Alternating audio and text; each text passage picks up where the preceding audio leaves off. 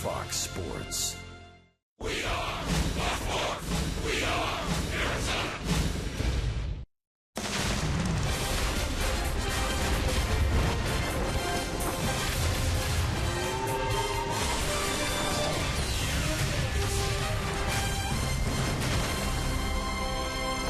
Hey, Sunday matinee here at Chase Field. D-backs today with a chance to close this homestand on a winning note with a series win over the Oakland A's.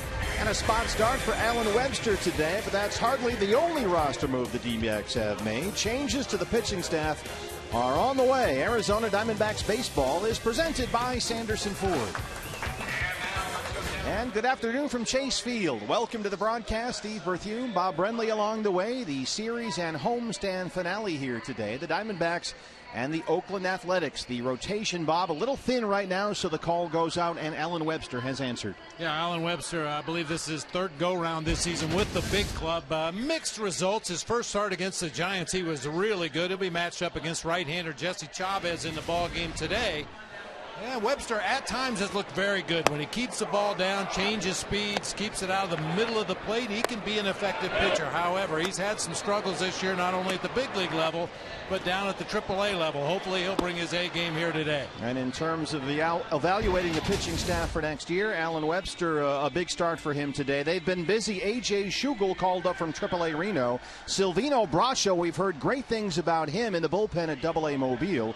And the trade of Addison Reed completed. He's now a New York Met. Yeah, and also the team going into Colorado after this game against the A's today. And anytime you go into Coors Field, you like to bolster that bullpen, so that's what the Diamondbacks have done. So we are set for the series finale, the Diamondbacks and the Oakland A's. A Sunday matinee here at Chase Field, a chance to get a series win to close out the homestand. First pitch on the way.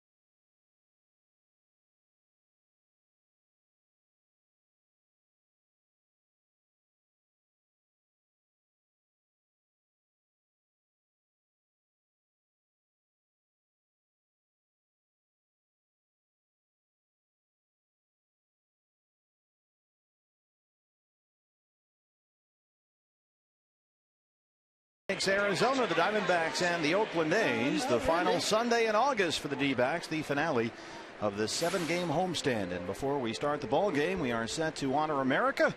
And here is the voice of Chase Field, Mr. Chuck Drago. Ladies and gentlemen, at this time, we ask that you please rise and please remove your hats. Please direct your attention to the field as we honor the United States of America and pay tribute to our veterans, active duty, and retired men and women of our armed services. The Arizona Diamondbacks and the Oakland Athletics invite you to join in the sing of the Star-Spangled Banner, performed by the Cocopah Middle School Choir under the direction of Mimi Borders.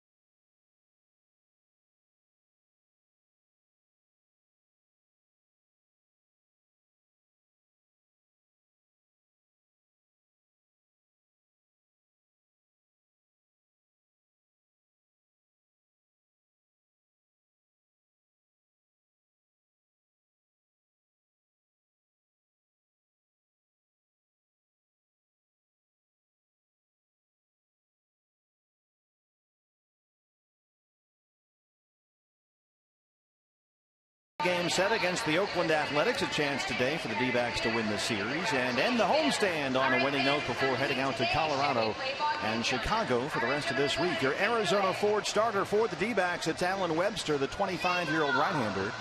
Called up from AAA Reno to make this start. His pitching coach is Mike Harkey. Leading off for Oakland, center field. He's been here. You know, he understands what he has to do. I mean, this is just another one of the many opportunities that, you know, he's going to get while he's in this organization. And, you know, we're hoping that he takes advantage of it and goes out there and takes what he was doing in AAA and brings it here. Alan Webster's 6th appearance with the D-backs this year, his 5th start. The stuff appears at times very good, but his ball moves around so much the control can be an issue. He's walked more batters than he struck out and has given up 6 homers in only 21 innings.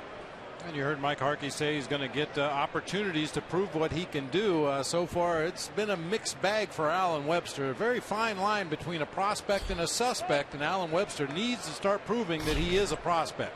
Billy Burns, as he always seems to do, swings at the first pitch and puts it into play. The lineup for Bob Melvin's Oakland Athletics. Well, that guy, Billy Burns, once again at the top of the order in center field. Mark Canha left field today. Josh Reddick out in right. Danny Valencia at third base. Stephen Vogt moves out to first base this afternoon, with Josh Fedley taking over behind the plate. Marcus Semien at shortstop. Eric Sogard, the former Sun Devil, at second base. And Jesse Chavez, the right-hander, on the mound. And Webster immediately will work with a base runner over there in Billy Burns, who's got 25 steals on the year, so no chance to settle in for Alan Webster. One pitch into the ball game. Mark Canha, 254 and 10 home runs, tops among all American League rookies and RBIs. We've seen him at first base in the first 2 games of this series. He's out there in left field this afternoon.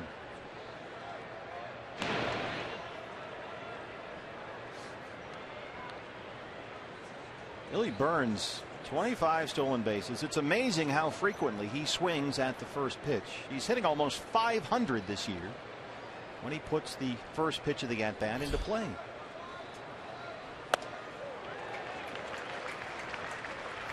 And if you haven't been with us the first 2 games of the series, first of all, where were you? In the second place, this A's ball club, they will take some vicious swings in this game today. They've done it throughout the first 2 games of the series. They're not the kind of ball club that just tries to massage the ball into play. They've got a lot of guys that take power swings.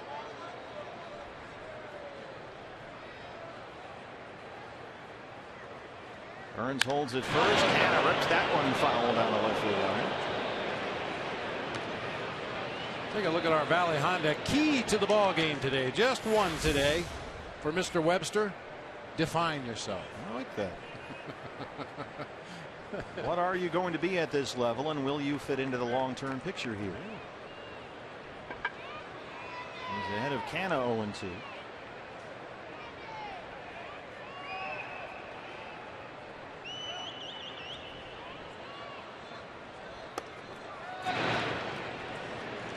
D-backs had to option Yolis Chacin to AAA Reno after last night's game to make room on the roster for Webster. They needed a starter today. And Chip Hale said Chacin, who's pitched extremely well in 2 starts for the Diamondbacks, will be back in September. Webster was scheduled to start in last night's game for Reno, but he was scratched and brought in to pitch the series finale today. And Chip said Webster was the guy who just fits the bill right there, right here, and was their best option right now in terms of workload and timing and roster spots. Dave Stewart, former Oakland A's great, Diamondback GM, will be with us in the booth in the 4th inning. Burns holds again. That one is up and in, and it's 2-2.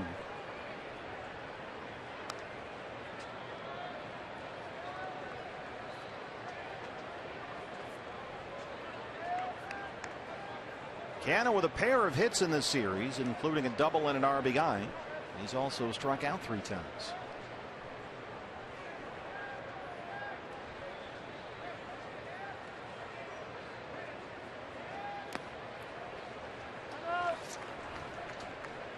Three and 2.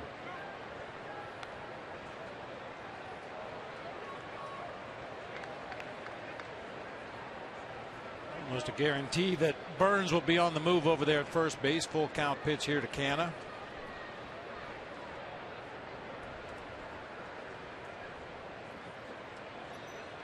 And Burns takes off. Canha gets it in the air to shallow right center. Ender Inciarte's out there. Burns back to the bag, 1 away. Take a look at the Diamondbacks around Alan Webster, our mid-first bank starting defense. David Peralta in left, Ender Inciarte in center. Yasmani Tomas out in right field this afternoon. Jake Lamb and Nick Ahmed make up the left side of the infield, with Chris Owens and Paul Goldschmidt on the right side. Jared Saltalamacchia doing the catching for right-hander Alan Webster. 1 away for Josh Reddick with some interesting hosiery up there at the plate. How about those socks?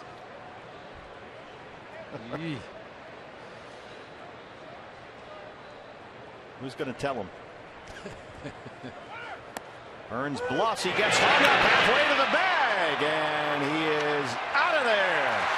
Billy Burns bluffed for second, put the brakes on at the last moment, and got himself stuck in no man's land. He insists that he was back in time. Bob Melvin's staff will have a look. Called out by Gary Cederstrom down there. About a four-step break towards second base and then tries to get back into first. He insists that he used that swim move to avoid the tag of Paul Goldschmidt. Gold is saying he got him on that right arm before he got the other hand on the base. Melvin out on the top step of the dugout. Here's another look. He may have a point. A tough play for Goldie that time. Kind of a blind tag as he took the throw facing home plate and spun to his left. Just tried to slap the tag down in front of the base. Mike Aldretti, the bench coach, on the phone. They will not use their challenge on this, and so Billy Burns is picked off first for the second out of the inning. And an 0-1 count on Josh Reddick. A little early to burn your challenge 3 batters into the ball game. And apparently it was close enough that they felt it wasn't worth taking a chance on losing that challenge 1 out into the ball game. 1-1 on Reddick.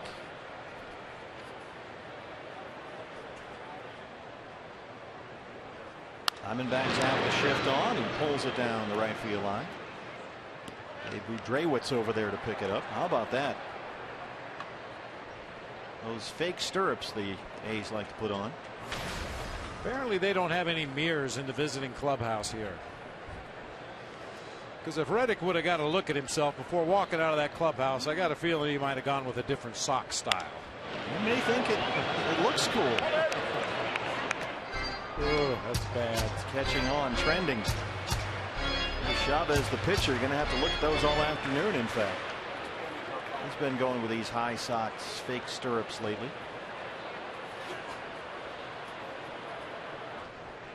One and two. Reddick is 1 for 6 in the series. He's walked twice. He's really evolved as a hitter. He's much more selective up there than he has been in recent years. He's off that one. His walk rate is about the same as it was last year, Josh Reddick, but his strikeout rate has been cut in half. He is swinging at a lot fewer pitches than ever before. 3-2 on the second straight hitter for Webster, and he slams that one right into the heart of the shift. It's a 2-out single for Reddick.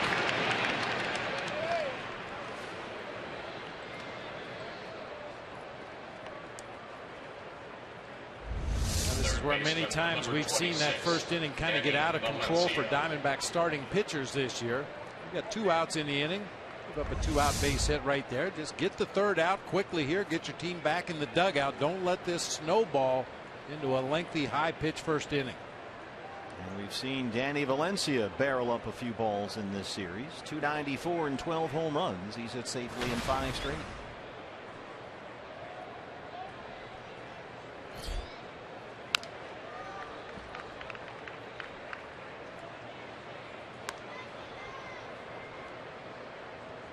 Alan Webster's last appearance was in relief at Washington. That was back on August 6th. He threw 2 innings against the Nationals, walked 2, gave up a run, went back to Reno right afterward. And in that appearance, fewer than half of his 37 pitches went for strikes, but he's ahead of Valencia, 0-2.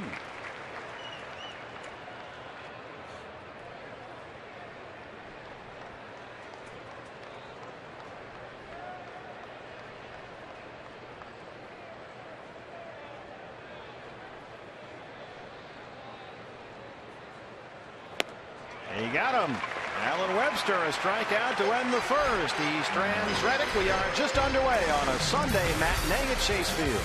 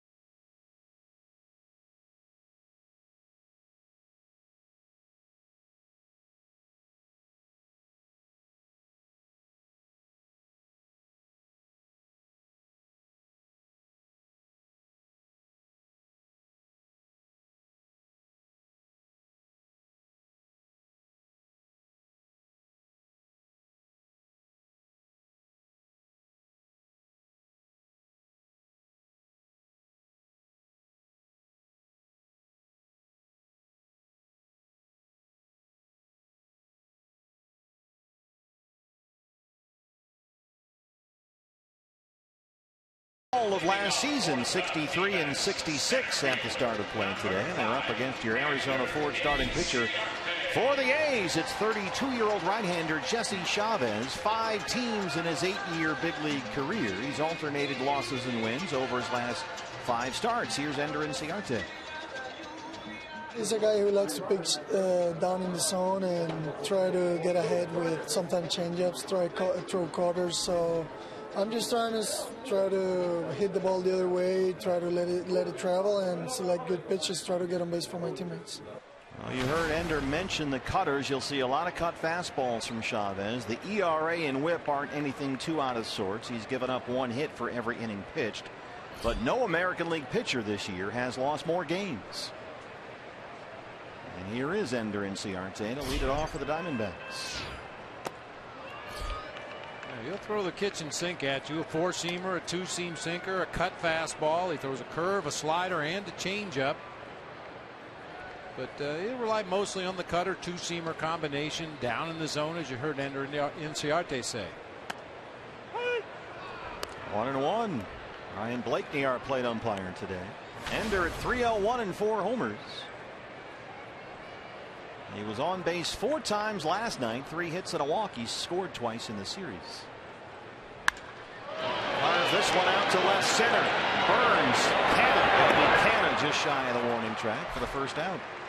The lineup for Chip Hale's Diamondbacks this afternoon. Ender Inciarte once again at the top of the order in center field with Chris Owens at second base. Paul Goldschmidt at first base. David Peralta out in left field cleaning up. Jared Saltalamacchia doing the catching. Jake Lamb at third. Osmani Tomas out in right with Nick Ahmed at short, and Alan Webster, the right-hander, on the mound.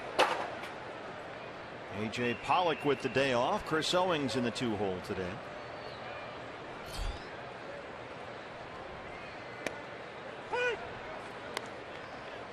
CO 232, 4 homers. 1 for 5 in the series. He doubled in Friday's game.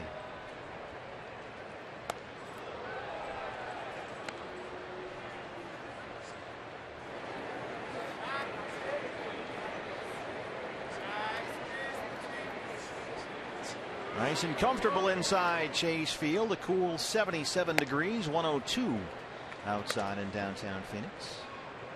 And 1-2 on Chris Owens.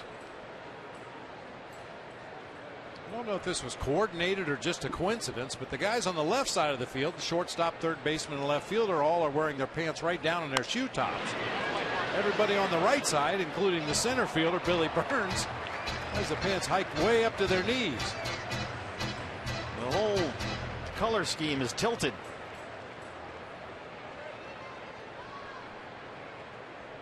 And Burns is wearing green stirrups while the other guys are wearing the bright yellow. Chris Owens chases that one and strikes out. 2 down. Pretty sure uniform means all the same. Look at Fegley. Fegley's all over. He's got yellow all over his stuff. Here's Goldie now.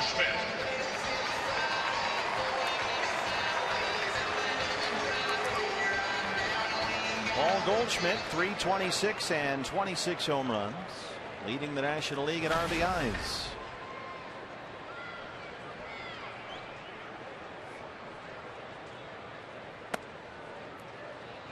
Goldie 7 strikeouts in his last 14 at bats, and he had a rare moment of visible frustration in last night's game when he blew off some steam in the dugout at the expense of the bat and the bat rack. And this was what it looked like, that Goldie intensity, which usually burns like a locomotive on the inside, on display in the dugout, which I found, Bob, actually somehow comforting and refreshing. Almost good to see him take a well-deserved human moment there and blow off some steam. He's entitled. You would have been so comforted if you would have been rooting for the Giants when I played. I think fans sort of got a comforting sense from that. Let's take another look at the whole exchange here. Goldie in the bat rack. The guy's entitled to a human moment. I was kind of chuckling because I was watching Turner Ward's face. He had his back turned to the whole thing, but every time Goldie made contact with that bat rack, Turner Ward had a little grimace. Yeah, watch Turner Ward. Ow. Ow. Oh. I mean, there's a long list of Goldie firsts, but that's another one. That's one right there. If anybody deserves a chance to do that, it's him. Strike one to David Peralta.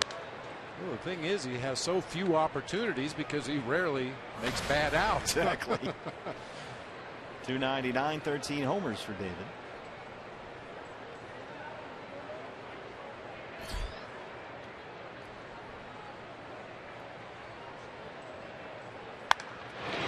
That one will roll into right center. Goldie will take the turn and head for third.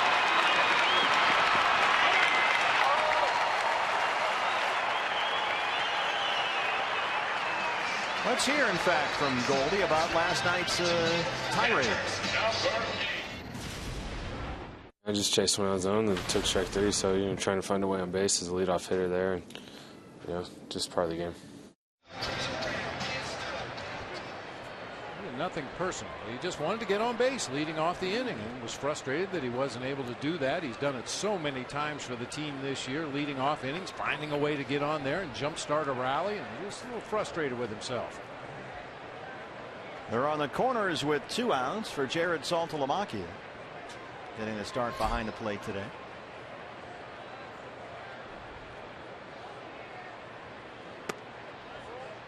Ball 1 to Salty, 204 and 4 home runs.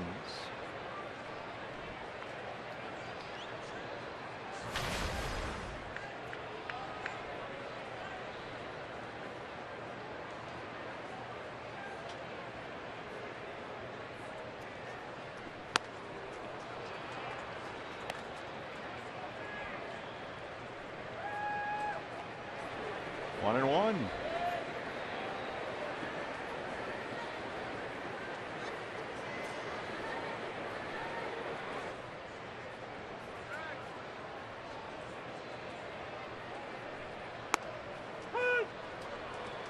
A ball and 2 strikes.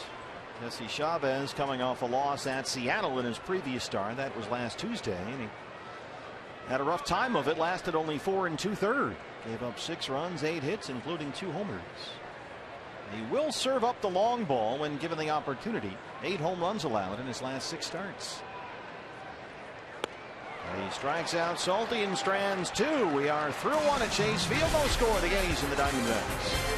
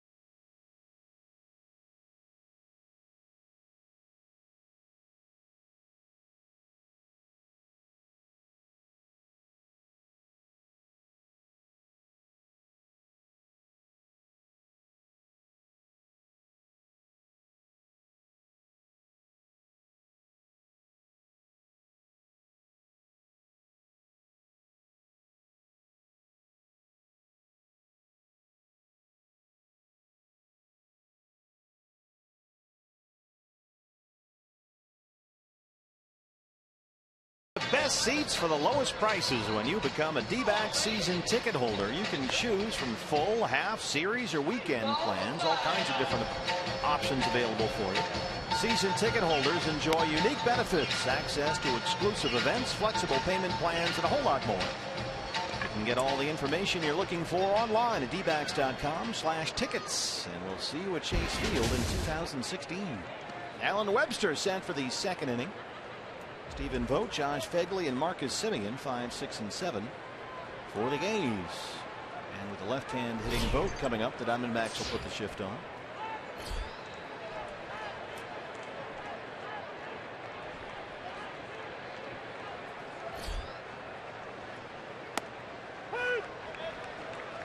Strike one to Vogt, an American League All-Star this year.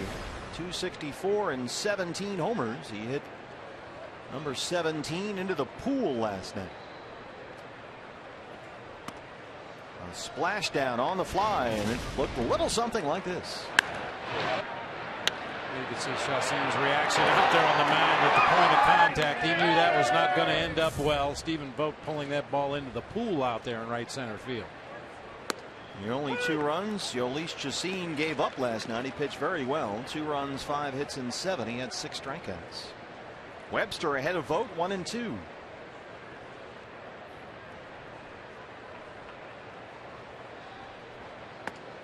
And Chacin, ironically, had to go back to AAA after that start last night. They just needed the roster spot, so he was optioned to the Aces.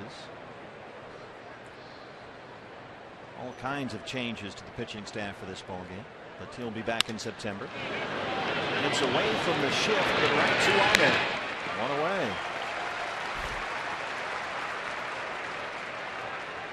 In fact, this was all the news regarding the D-backs transactions today. A.J. Schugel called up from AAA Reno. We saw him once earlier this year, back in April. Silvino Bracho, we've heard a lot of very good things about that young man, a reliever with the AA Mobile Bay Bears. He is here.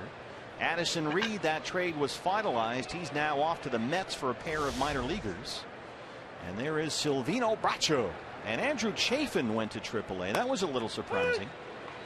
Chip Hale said they noticed with Chafin last night a little dip in the velocity. He's been used a lot this year, a little tired, and basically he's going down there to rest. And as I mentioned in the open of the show, going into Colorado after this game here against the A's today, you got 4 games in 3 days at Coors Field. You're always going to need a little bit more bullpen than you think you will going into that series. So the Diamondbacks restocking with some healthy arms. Jake Lamb spins and throws. He gets Phegley 2 down. 2 ground ball outs by Alan Webster, and if he can keep that act going, he'll have a good day here today. Lamb had to hold his ground and then back up a half a step to play the big hop. Still has plenty of time to fire on to first to get the A's catcher. That's the beauty, Bob, of options, right? You have the option to send a guy down if you want to. So if you've got some flexibility there, why not take advantage? That's an ideal situation, really, especially in the circumstance the Diamondbacks are in this year. Marcus Semien, Yasmani Tomas, and a quick 1-2-3 second for Alan Webster. No score here at Chase Field.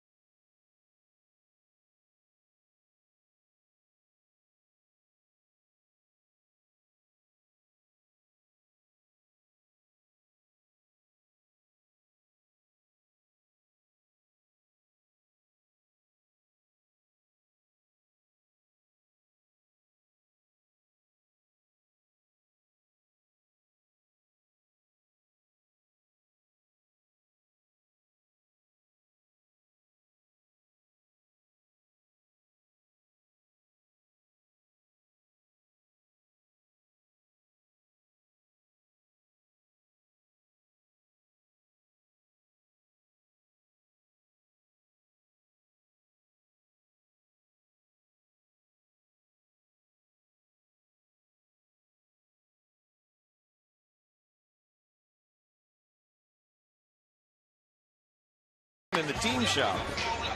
Trying out some hats. A's and Diamondbacks. No score, bottom second. All kinds of great items in there. I was just down the other day, bought a bunch of t-shirts. Take a look at the Oakland A's around Jesse Chavez, mid-first bank starting defense. Mark Cannon in left, Billy Burns in center, Josh Reddick over in right field, Danny Valencia and Marcus Semien on the left side of the infield with Eric Sogard and Stephen Vogt on the right side. Josh Begley doing the catching today for right-hander Jesse Chavez. Jake Lamb leads off the Diamondbacks second. We were talking about Goldie smashing the bat rack there, and you said you played on a team like that back in the day with the Giants, huh? Well, there was a lot of that. A couple of us. Well, of course, every game wasn't on television back then, so you could have a really good snap, and only a few fans that were sitting on the opposite side of the field would ever know what happened. But with every game on TV and cameras looking everywhere, if somebody has a moment, we're going to catch it. It was all over the Twitter before the game even ended last night. Well, Melvin told me a great story before game one of this series about Brett Lowry, who's not playing in the ball game today, but he's been known as a snap master. Yeah. And had a particularly tough at bat earlier this year. They were at the end of a long road trip.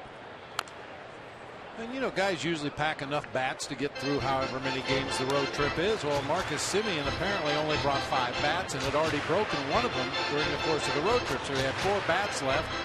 Brett Lowry had a tough at bat, went back to the dugout and pulled a Goldie. Just started smashing the bat rack and snapped the handle off of all 4 bats that Marcus Semien had left. It's out of luck.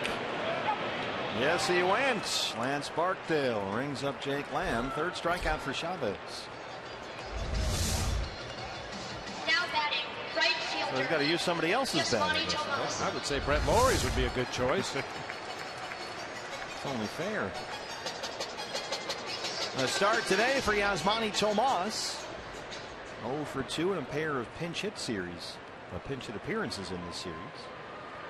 Some of the ballparks in Major League Baseball plan ahead for guys that occasionally will have a snap. They have a heavy bag or snow tire mounted to the wall or something that you can go down there and take out your frustration and not do any damage to the facilities.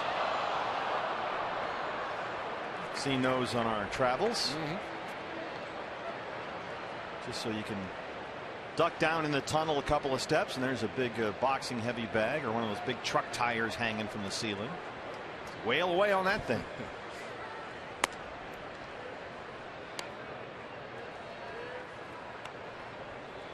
1-1 on Tomas, who's in there at 289 and 8 home runs.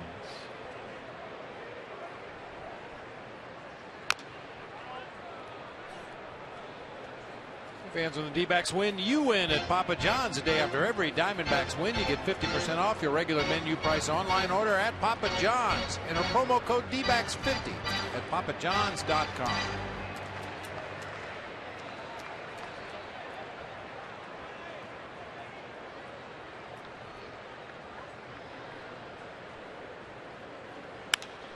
Base hit for Tomas.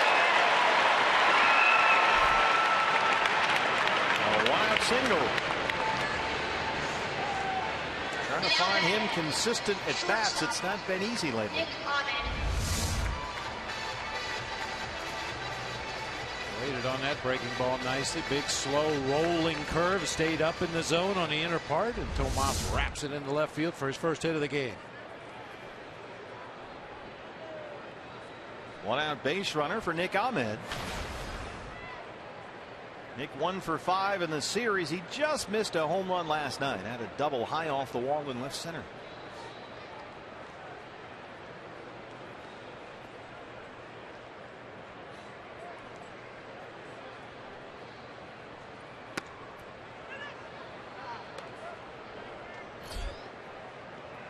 Nick pulled that ball back to the gap in left center field last night, narrowly missing a home run, but apparently the A's aren't believers quite yet that Nick Ahmed can pull the ball consistently. They're shading him way over to the gap in right center.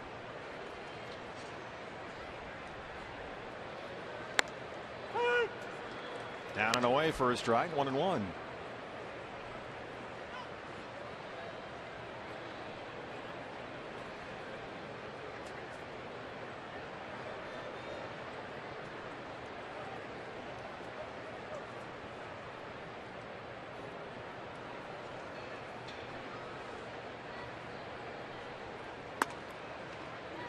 Jesse Chavez has spent most of his career as a relief pitcher. In fact, up until last season in Oakland, he had never made more than 2 starts in any big league season, pitching for the Pirates, the Braves, the Royals, and the Blue Jays. A's moved him into the rotation last year. He did well early in the season. He was 4-1 in his first 9 starts, but then sort of ran out of gas halfway through. Looked fatigued and wasn't quite as sharp. So by the end of July last year, he was back in the bullpen. They're trying to show this year that he does have the durability to spend the whole year in the rotation.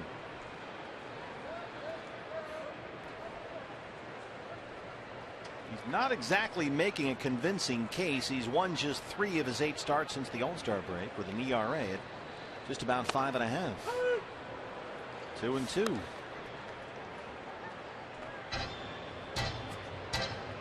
Says he has a lot to prove. Admits he felt he lost his job last year because he got tired. But he does not want that to be in anyone's mind throughout the rest of this year.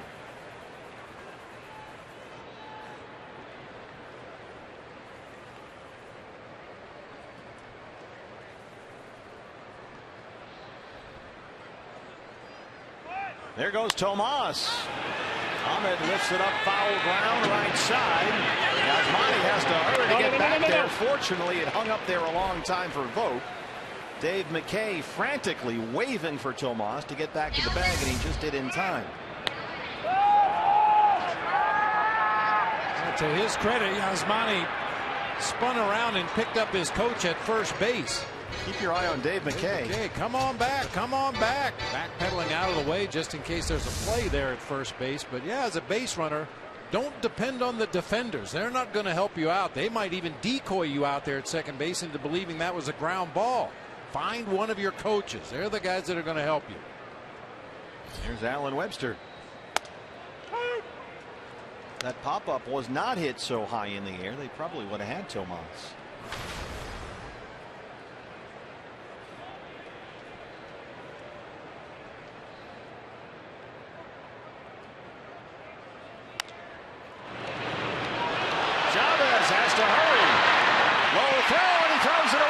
Tomas will get third here.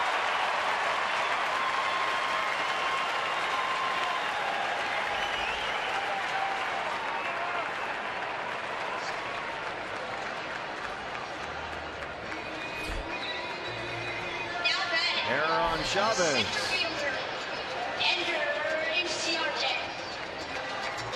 Chavez reacted like he thought that ball was hit much harder than it really was.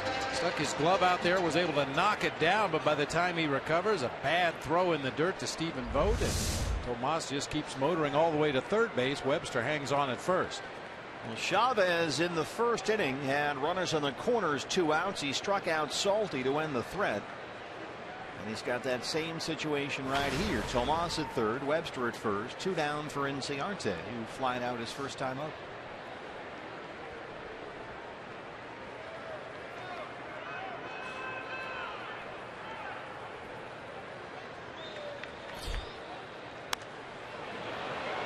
Out of play.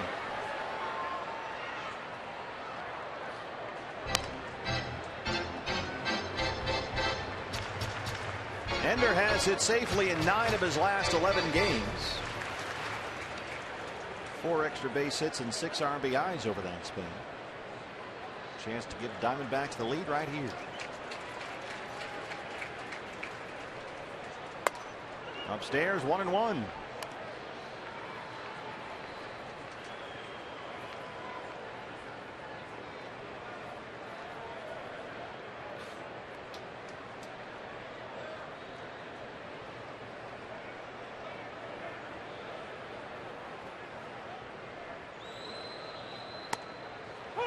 Got the corner, a ball and 2 strikes.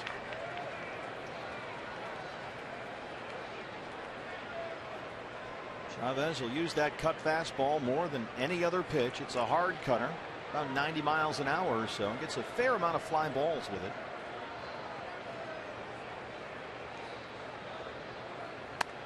Goes away again, but misses. It's even 2-2.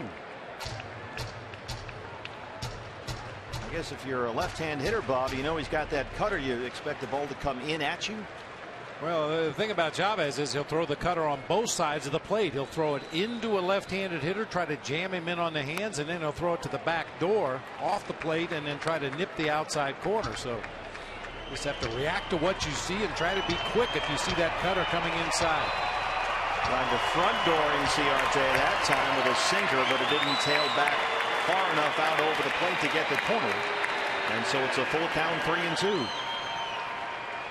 There goes Webster. Inciarte knocks it into right center, a base hit. Tolos will score. He'll stop Webster at third. 1-0 Diamondbacks.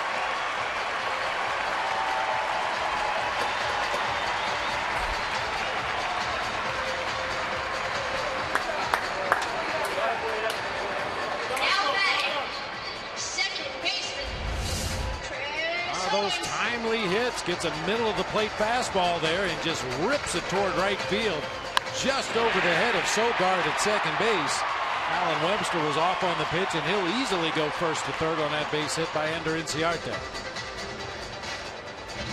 Now Chris Owings a chance to pad the lead. Leo struck out his first time.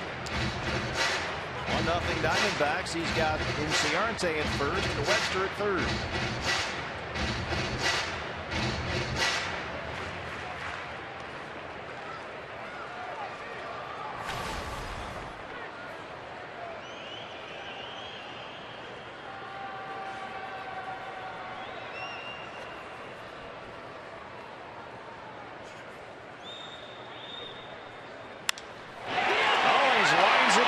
It's a base hit. Webster scores. 2-0 D-backs.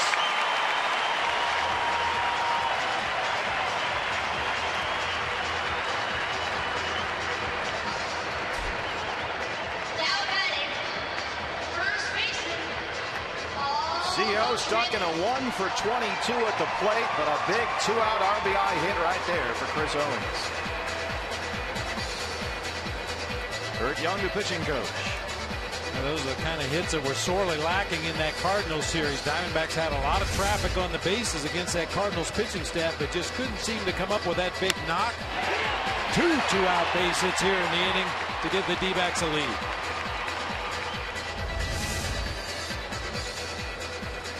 And they'll have first and second, 2 down for Goldie. Ryan Blakeney out to break this up. Goldie walked his first time up.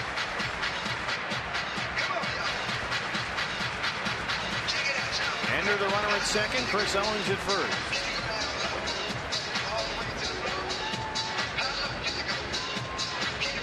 Hey fans, anytime the D-backs score 5 runs or more, Taco Bell is giving away 3 free tacos with the purchase of a large drink between 4 and 6 the following day at participating locations.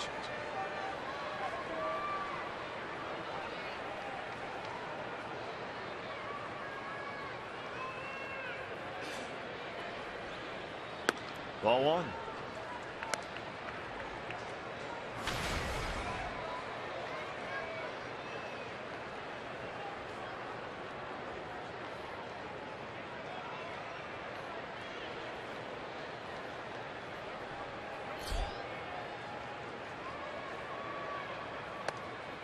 There's a strike. Getting a look here at Silvino Bracho, who has had a brilliant season working out of the Mobile Bay Bears bullpen. Actually pitched last night for Mobile.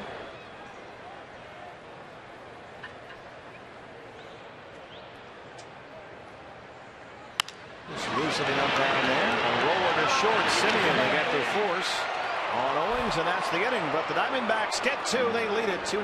Hold on here. Let's make sure they did get the out. Chip Hale said.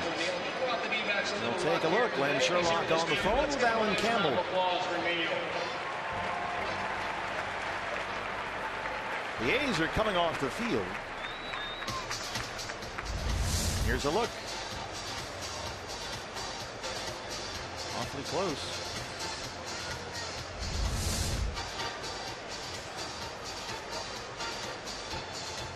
Sherrill still on the phone.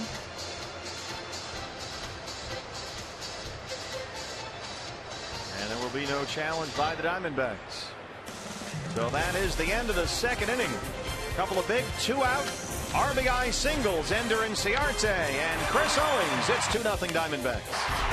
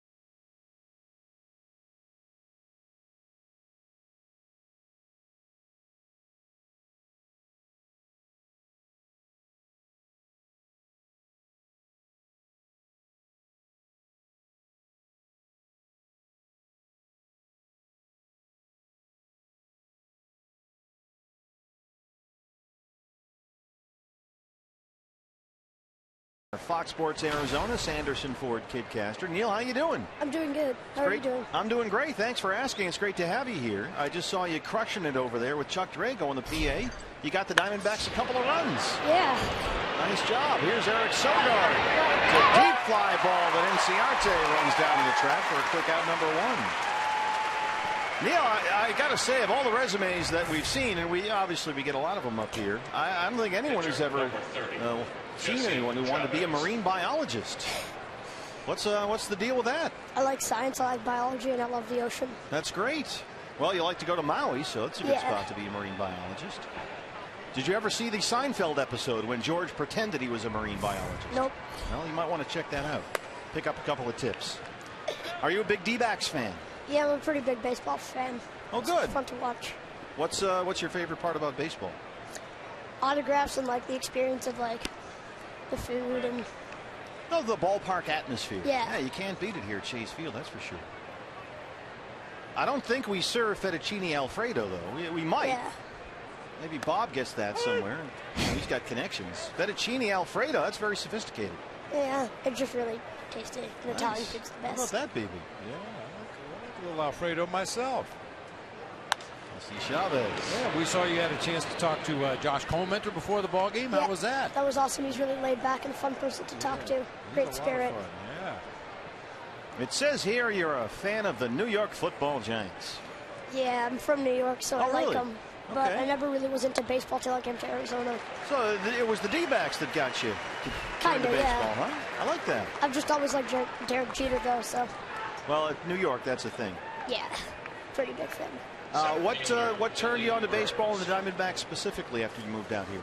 I came with a friend, and it was just really fun, getting signatures, the atmosphere, and baseball's just a great sport to come to. I agree. I think it's the best one we got going, myself.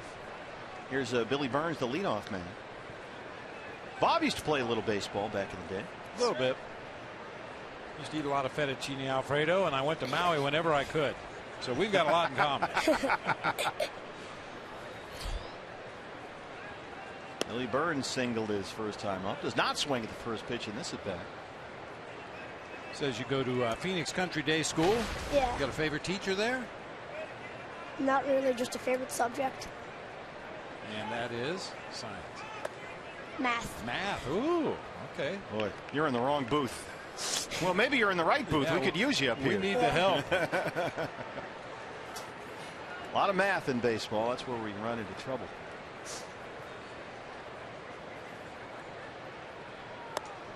Now I'm a little concerned about watching he's watching The Walking Dead, Dad, Mom? Walking Dead, huh? That's his favorite TV show. Yep. Oh, okay. And I have friends that are my age. Oh, I don't want to get in the middle of a family squabble here. Let's start the feud. 3-1 on Burns.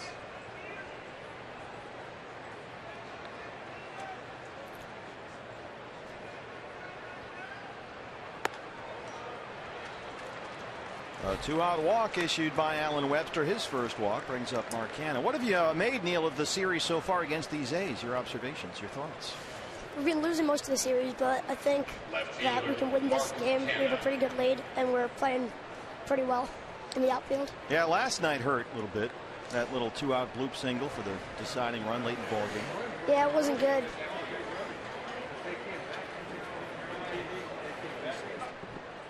Some old Raleigh fingers, green and gold. What do you think of these the socks some of these guys are wearing? Like Josh Reddick in the on-deck circle there. They're crazy. Could you wear those to school? You'd probably never hear the end of it, right? Yeah, pretty much. Yeah. You mentioned autographs. You got any good ones here today? Yeah, I got Paul Goldschmidt. Oh, big time. That was awesome. And I've gotten everyone from Saltalamacchia to Reddick.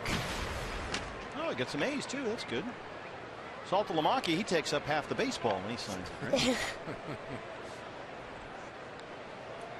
We just call him Salty. It's a lot easier to spell. It fits in the scorecard a lot easier. Easier to say. Yep. Mark Canha, a chopper in the hole. Jake Lamb barehands it at third. Throw gets away from Goldie. Burns will get third base here, and he can fly. They're going to wave him home. Here's the throw, and it is not in time. Might have ended the inning. Instead, it's a 2-1 ball game as Billy Burns comes all the way around to score.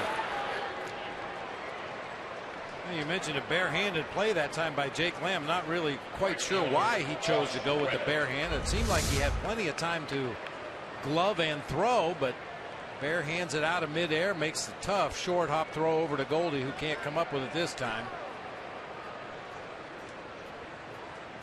Roll way up there with Burns' speed. That's more than enough room for him to come all the way home. Ron Washington waving him in.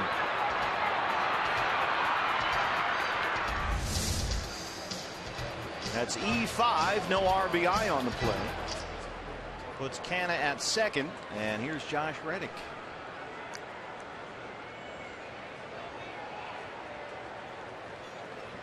Reddick singled his first time.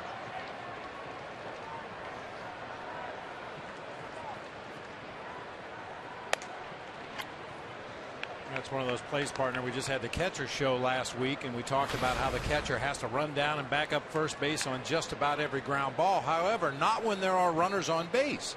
Just in case there is an overthrow like we saw right there, the throw is going to go up the right field line from third base. The right fielder is really the only guy that can back up that play effectively, and Jared Saltalamacchia has to stay home just in case Billy Burns comes all the way around for first and tries to score like he did right there. Neil, it's a complicated game. Yeah, depending on where the base runners are and how many outs there are in an inning, different people have different responsibilities, and that time Tomas a little tardy getting over there to back up that play. Reddick winds it to Tomas on the line. There.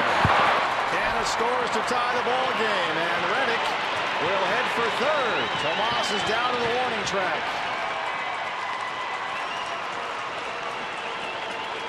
Well, a very costly E5 has led to a 2-2 ball game here in the third. Yeah, it looked like Asmani was fooled by how hard that ball was hit off the bat of Josh Reddick. Took a real shallow line and then tried to retreat back toward the warning track as it shoots over his head. Loses his footing right there on the warning track, and Ender Inciarte ends up throwing the ball back into the infield. It's a triple and an RBI for Josh Reddick. He's at third. 2-2 game now. And Mike Harkey pays a quick mound visit. Well, Neil, that ground ball at third would have got him out of the inning. Instead, we're all tied up. Too many errors. One for each team so far. Reddick at third for Danny Valencia, who struck out his first time up. You play any baseball yourself? Just started at camp. Oh, nice. What do you play? Shortstop. That's the toughest position, like your guy Jeter, right? Mm-hmm. You practice that Jeter jump throw and he jumps up behind and throws? Nope. I want to look into that.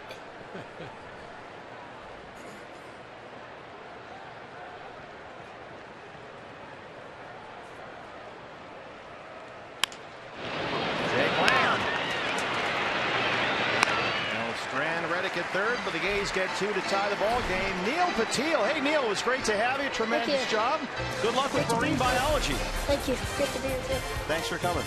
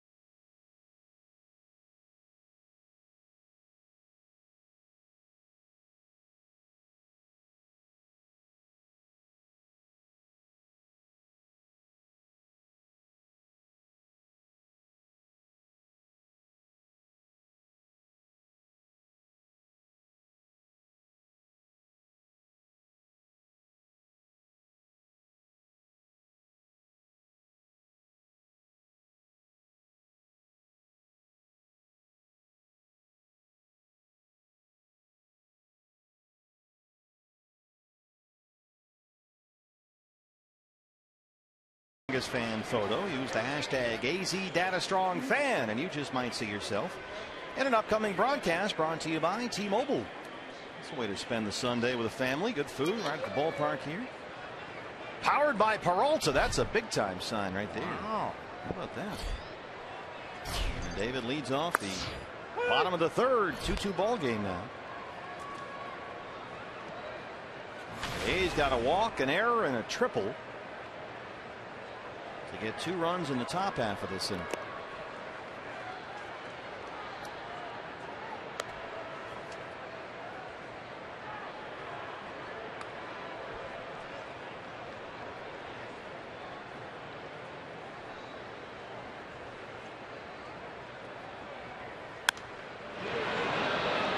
One and two.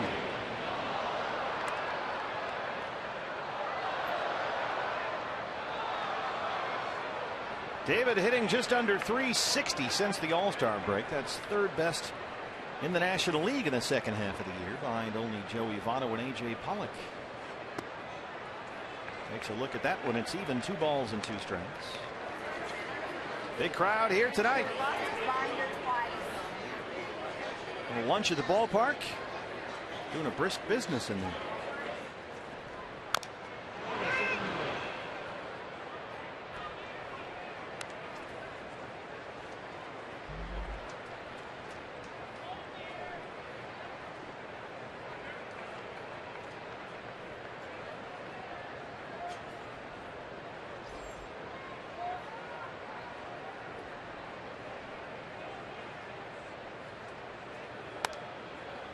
Full count, 3-2. Slams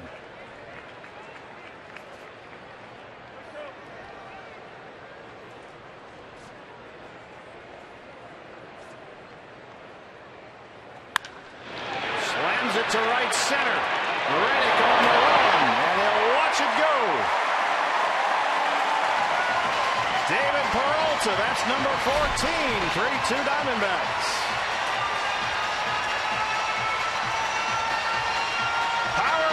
Peralta.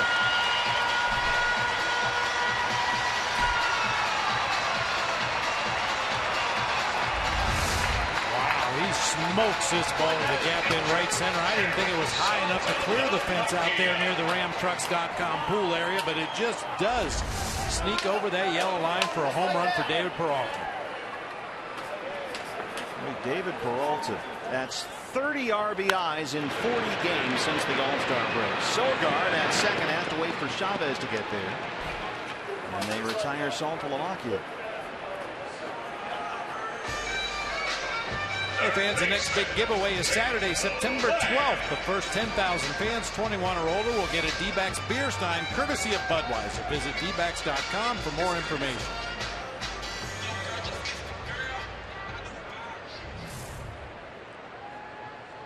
Everybody loves Jake Lamb. It's going down for real.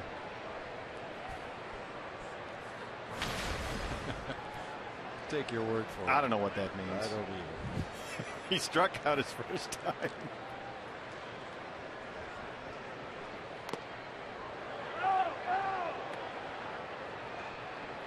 It looked like it might have hit the knob of the bat that time. Pitch that ran up and into Jake Lamb. He tried to get out of the way.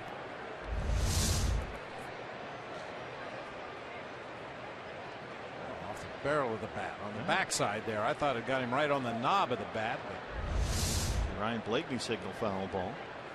0-1 pitch.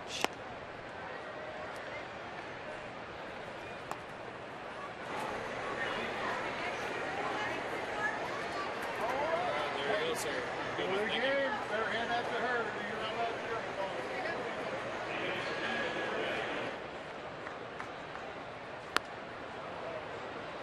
A ball and 2 strikes. For David Peralta, he's now hit safely in 13 of his last 14 home games. Well over 500 during that stretch. A little home cooking. Sleeping in his own bed.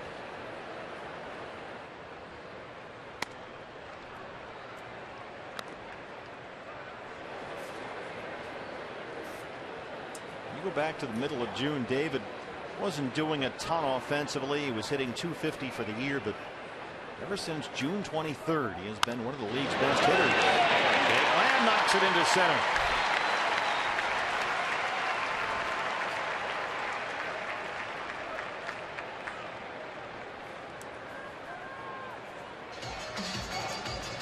Here's Yasmani Tomas. Right fielder, Yasmani Tomas. Fooled a little bit by that off-speed delivery away, but really extended his swing, got out there and flipped it into center field for a one-out base hit.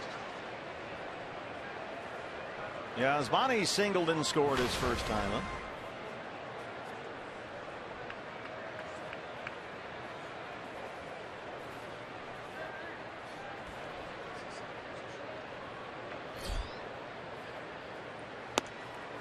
Tomas not playing a whole lot in the second half, certainly not nearly as much as he did before the All-Star break. And Chip Hale addressed that this weekend. He said it's very hard right now, especially against right-hand pitchers, to sit either Inciarte or Peralta, being 2 very hot left-hand bats. A.J. Pollock sits this one out today.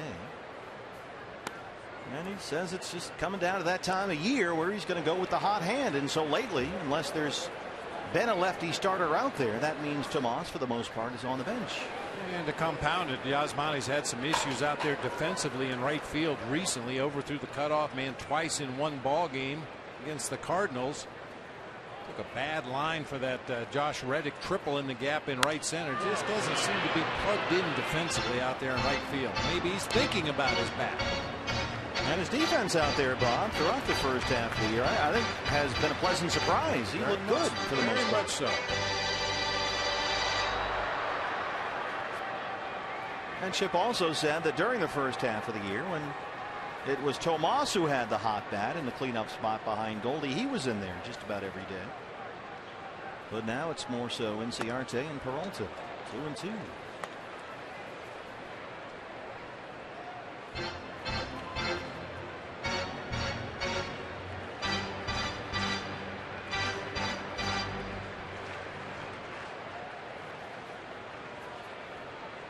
We'll talk about things just like that when Dave Stewart joins us coming up in the next inning. Diamondbacks GM will be with us in the booth.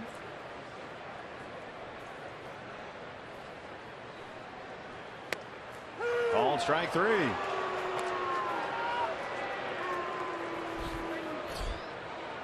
4 strikeouts for Chavez, 2 down in the third.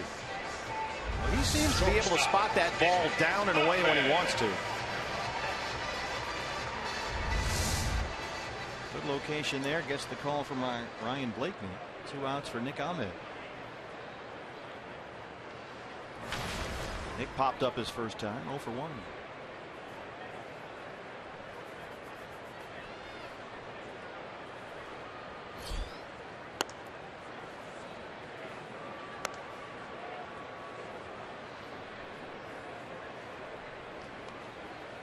Love to find a way for Nick to get on base, clear Alan Webster's spot in the lineup here in this inning.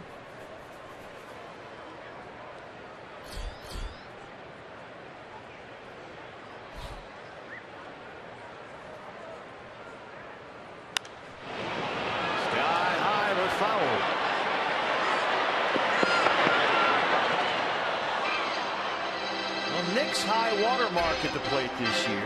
Go back to July 8th. That was just before the All-Star break. The batting average at that point was just about 250 on the year, but ever since then, last 39 games, he's hit 154. So there's been a dip, and now it's an extended dip.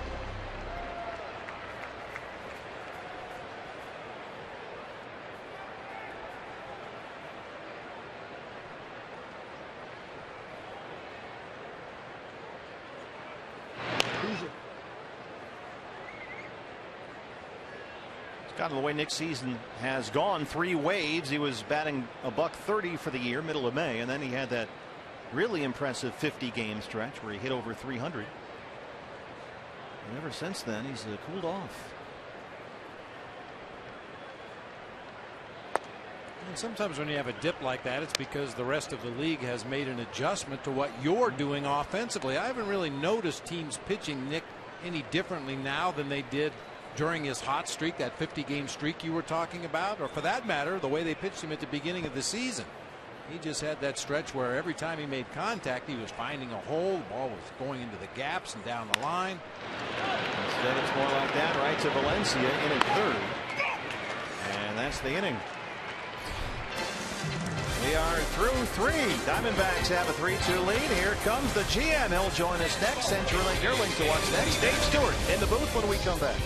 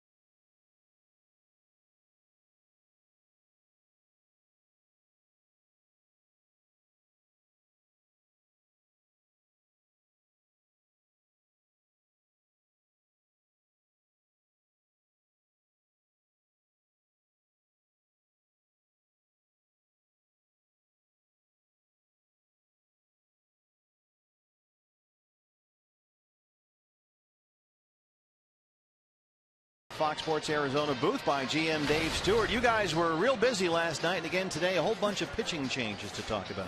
Believe it or not, it's busy every day. It just only shows itself once in a while. Let's start, I guess, with Addison Reed. Why the move there to the Mets?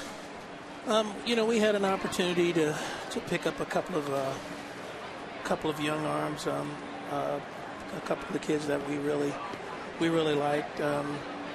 it was a deal for us that we thought made sense, so we pulled the trigger on it. I've heard great things about Silvino Bracho at AA Mobile. What can you tell the fans about him? I had a chance to see him pitch a couple of weeks ago. I was there for 4 games. Saw him in 2 out of the 4 games, and he threw the ball very, very well. Our scouting people and development people have said that this is a young man that loves pressure. He commands his fastball, which is a plus for me. And has the ability to pitch back-to-back days, and that he goes after hitters. You had to find room to get Alan Webster up here today, so Chacin goes down, but we'll certainly see him back in September. You have to be pleased today by what you've seen from Yolis Chacin so far. That's been a very nice acquisition. Everything that Phil Nevin told us about him was absolutely the truth. He came here. He's kept us in both games that he pitched. Did an outstanding job for us, and we do expect to have him back here pretty short term. And what about Andrew Chafin now? Chip Hale said before the ball game today the idea in sending Andrew to Reno just to sort of give him a break a bit. Well, I mean, we've got some games that are coming up too. We had today's game, and we really wanted to be sure that we had some protection. Stephen Vogt, who hit one into the pool last night, takes Webster out of here to tie the ball game. So we wanted to be sure we had some protection for today's game. We're going to be going into Colorado. We've got a couple of doubleheaders that are going there. We've used Andrew quite a bit. If I'm not mistaken, he's leading our bullpen in innings pitched. He's a guy that's given us multiple innings. We've put him in against lefty matchups.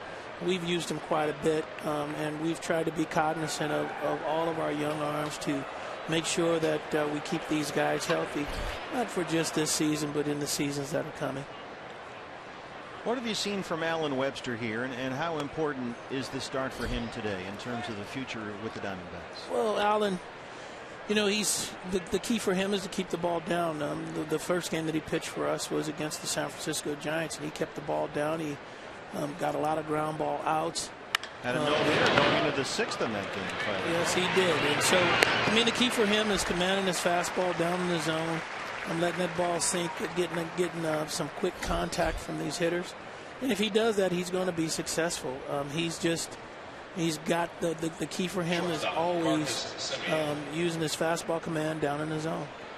In these moves recently, Stu, we speculated that going into Colorado, you always want to have an extra arm or two in that bullpen because you never know how quickly things can go sideways at Coors Field. Did that enter into the thinking as well? Well, that was definitely a thought. Plus, we're playing a doubleheader there. And, with the doubleheader playing in Colorado, we wanted to protect ourselves. And A.J. Schugel, who is loosening up down there, another arm that you've added up here at this level. And Schugel's an interesting guy. He was lights out as a starter at Mobile, but he's run into some Coast League issues, it seems, and altitude issues at Reno. That's common for a lot of guys that go into that ballpark and pitch. It's really tough for us to try to give an honest judgment on these kids when you pitch in Reno. That's a tough ballpark to pitch in. Marcus Semien pops it up foul ground first base side. Goldie and Salty at Philadelphia for 2 outs. Where does Archie Bradley stand right now? A lot of fans ask about that all the time. Well, Archie, we're just going to watch his progress. We had some setbacks here after being hit in the face. So we're just going to watch his progress. He's in Reno, his first start. A lot of pitches in 4+ innings. But we were encouraged by his velocity and his arm strength. Mechanics, everything was coming together. He just threw a lot of pitches his first time out. We're just going to, let him get out there, get some innings under his belt, keep an eye on him, and just go from there. Have you guys identified as a group who you might want to see here in terms of September call-ups? Well, we know we're going to look for some arms, definitely. We have not really discussed the particulars. I mean, there are a lot of names that are out there. Brito's having a good year in AA. Drury, that name has been on our lips and on our tongues since spring training. After having the spring training he's had, Burgos, Hessler, a bunch of guys that we've had here we're looking at all those guys as possibilities. We'll look forward to that. GM Dave Stewart. Stu, thanks very much. Appreciate it. Thank you. Thanks.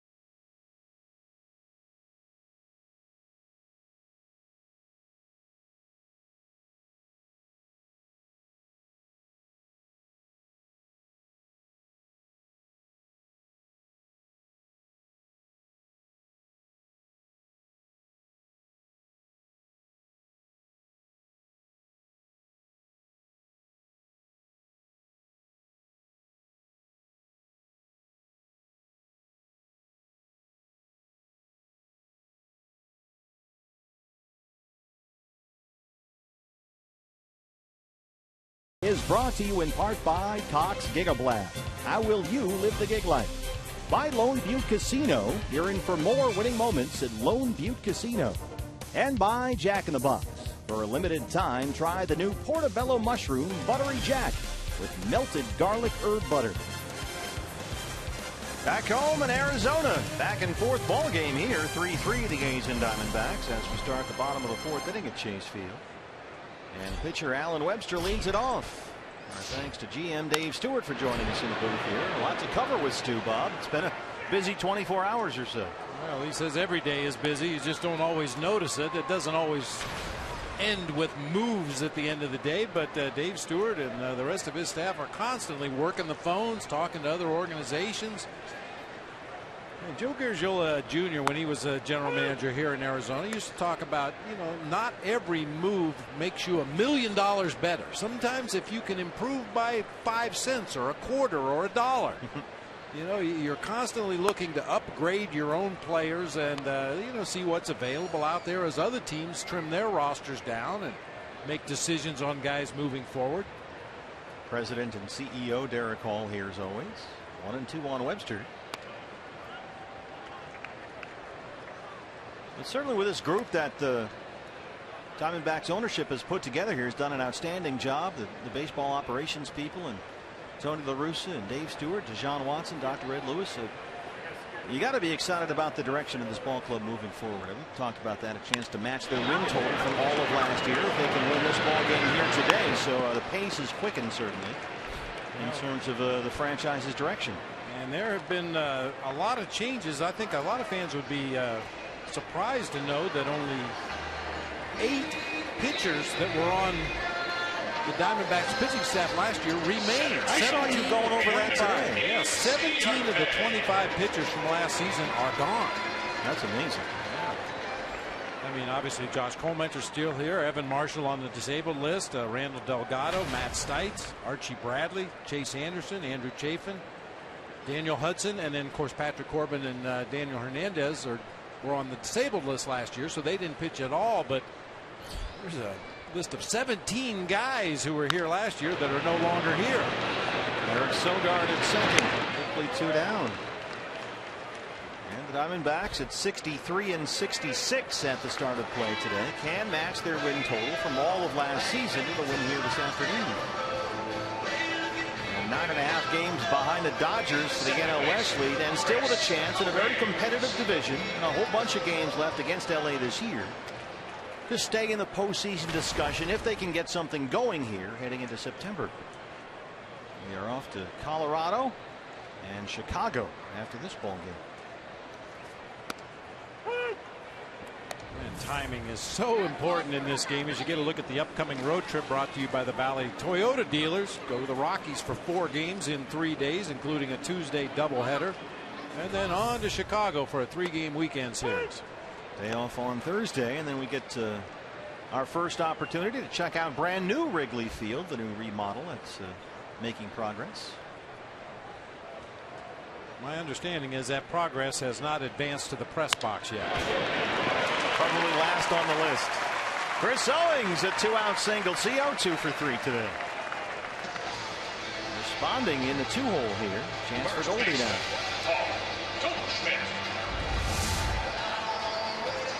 Second base hit of the game for Chris Owings, getting to that inside pitch right there. A little tailing 2-seam fastball. Rips it through that left side for a 2-out base hit. Down there with Stephen Vogt, who hit that home run to lead off the top of the 4th for the Games that tie the game 3-3. Here's Goldie.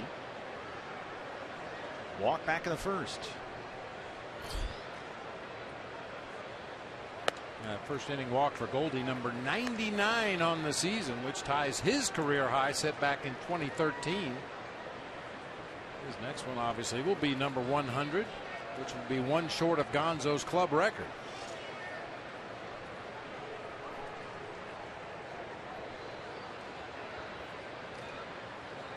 Actually, he's 1 short of the club record right now. Pickoff attempt at first, no deal.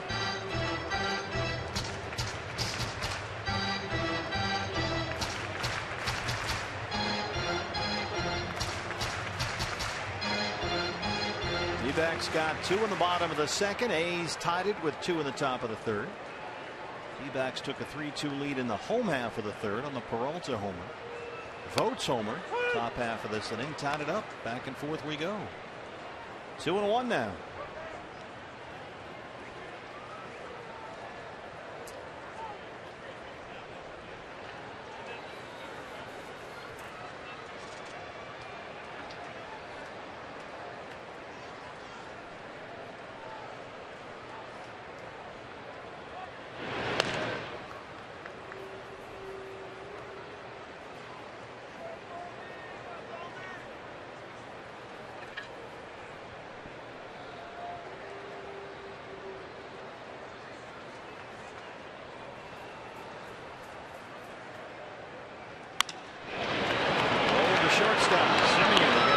On Owens, and that's the end of the inning. Chase Field, A's and D-backs through 4. We are tied at 3.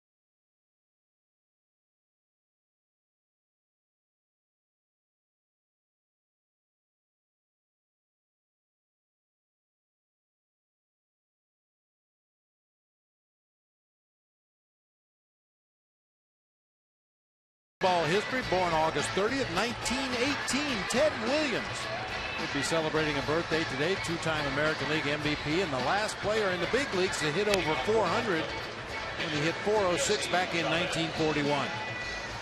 The kid, Teddy Ballgame. It's also Billy Burns' birthday. There's Billy Burns. He's on deck to lead off the inning. He turns 26 today. Adam Wainwright, Cliff Lee, Marlon Byrd, and Rihanna. Also Warren Buffett's birthday. I don't know who he plays for. The Fed. Jesse Chavez, the pitcher, leads off the 5th against Alan Webster. Shoots it over the head of Goldie and into the right field corner. A leadoff single.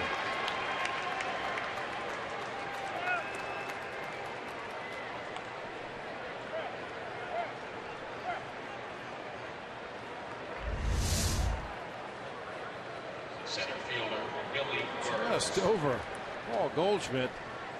First career hit for Jesse Chavez. I guess if you're going to get your first ever hit, you might as well get it on Ted Williams' birthday. Yeah, why not? Makes sense.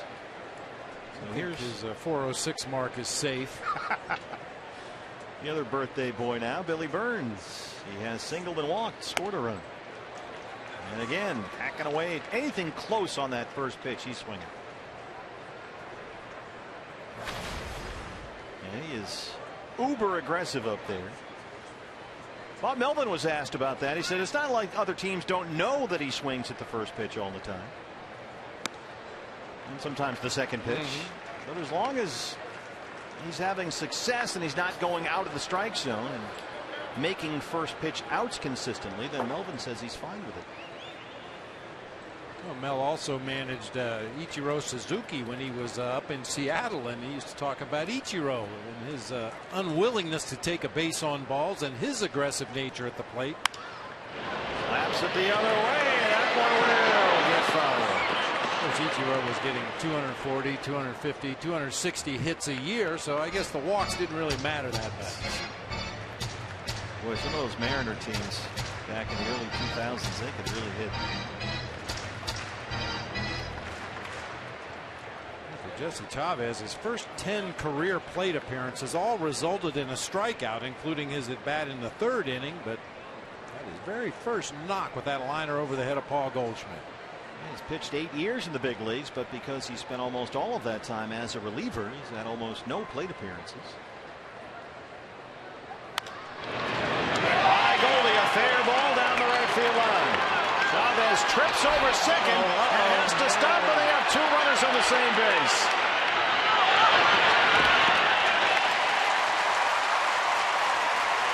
Chavez stumbled coming around second and had to hold up, but by the time he stopped, he already had Billy Burns breathing down his neck, and it was too late. Chavez stumbles around the bag right there. He's got no choice but to turn around and go back to the base, but in the meantime, Billy Burns running with his head down, looking down into the right field corner, didn't realize that Chavez had stopped at second base. A little bit of a team meeting out there momentarily before Chavez is tagged out. It's a single for Burns.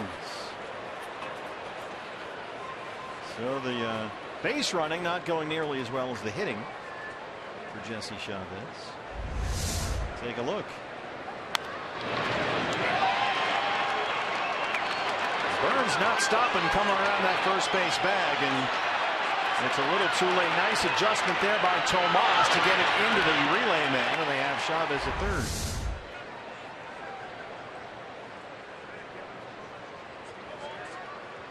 Mark Canha. He's 0 for 2.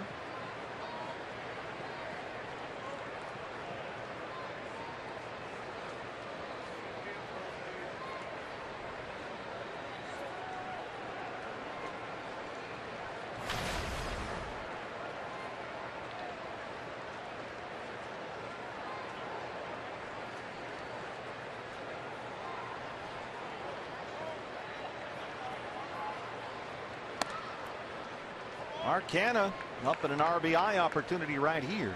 He's had a good month at the plate, just under 320 in August.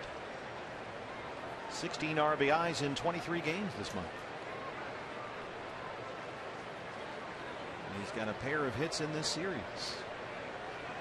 By the way, if you're scoring at home, Chavez is out 9-4-5. That's 9-4-5. Tomas Owings Lamb to get the tag on the pitcher.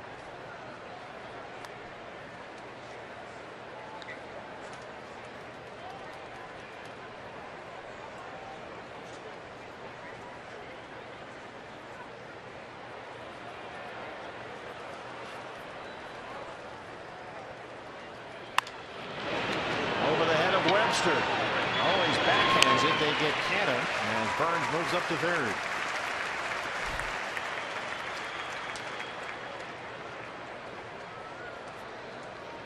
You think about the situation with Chavez and Billy Burns there on the bases. The overwhelming majority of their games are played by American League rules with the DH. The pitchers don't run the bases. When you're a leadoff hitter and that pitcher's running the bases ahead of you, you got to keep an eye on those guys. Some of them are very good athletes and are capable of running the bases effectively. Other guys, not so much. You always hear the term base clogger. That time he literally was a base clogger, Jesse Chavez. So Webster's got a strand. Burns at third with 2 outs. He's ahead of Reddick 0-1. Reddick has singled and tripled so far, 2 for 2.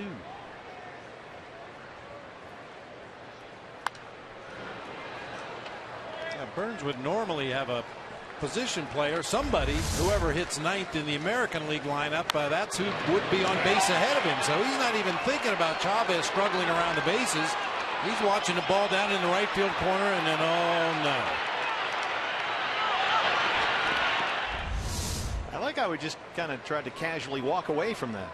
Maybe nobody will notice. Maybe nobody will notice. I slowly walk back to first. Keep my head down.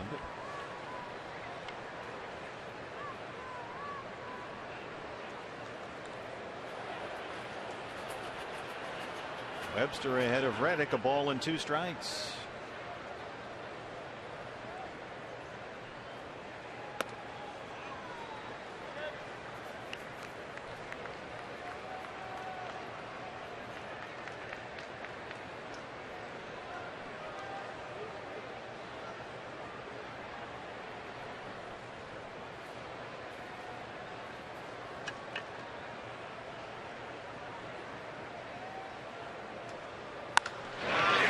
To Tomas, and he's got it. Strand, the runner at third. We'll go to the bottom of the 5th, all tied at 3.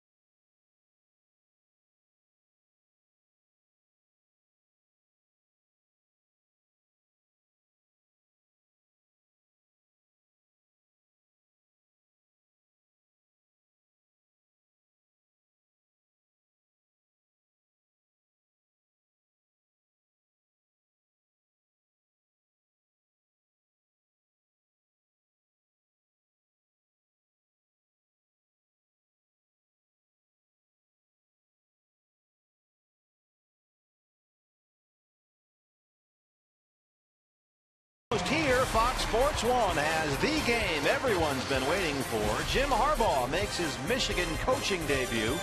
His Wolverines take on the Utah Utes Thursday, September 3rd at 4, and the only place you can see the game is on Fox Sports 1 and streaming live on Fox Sports Go. Bottom 5, David Peralta, who has singled and homered, leads it off for the Diamondbacks. So get your khakis on for the big Harbaugh debut this week. Yeah, Bob Melvin had Harbaugh come into spring training one day and coach first base the entire ball game in his khakis. Well, Harbaugh was here. He's buddies with Tony La Russa. He was here at a bunch of Diamondback games and had his glove sitting up there in the suites. chief baseball officer. I think he may have even caught a foul ball.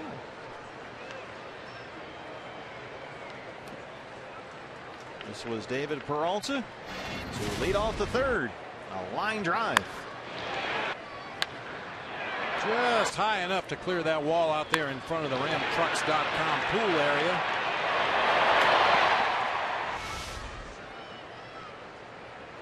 Made it 3-2 Diamondbacks at the time. Stephen Vogt homer to tie up the ball game, and Peralta strikes out looking. That's 5 strikeouts for Chavez. Who's the Fighting House Cats? Who do they open up with? I don't know. I haven't checked their schedule yet. It's baseball season. I don't know how that is. For sure. Josh Colmenter in the Sanderson Ford bullpen. Jared Saltalamacchio for 2.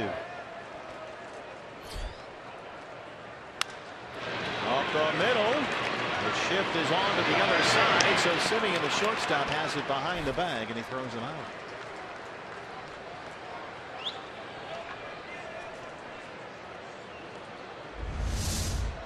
That's the shortstop playing on the second base side of the bag out there. The ball actually skipped off the mound and went farther to the left side of the infield. Just enough arm to get Salty at first base that time. I'm told that your Fighting Bobcats open up Thursday at the Idaho Vandals. So you got a day off Thursday in Chicago. You'll be on granddad duty, but you might want to check that out. Jake Lamb. Idaho, huh? Hey, I don't make the schedule. Let's start someplace. September 12th, they're home in Athens against Marshall. The Thundering Herd, though. I know that. A lot of green in that game. A lot of green and white. 2-0 on Lamb. Single his last time up.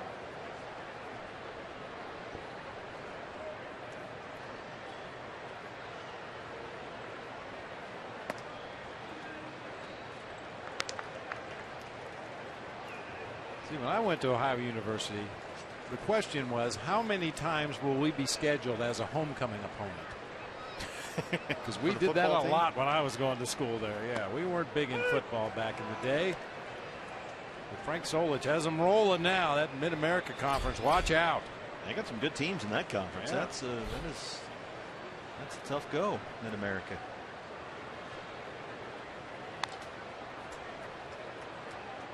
When you're a homecoming opponent 7 or 8 times over the course of the season, it should tell you something about your program.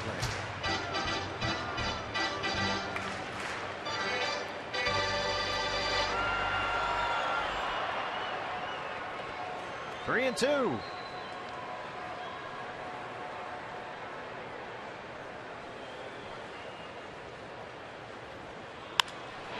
Jake drops it into left. A 2-out single.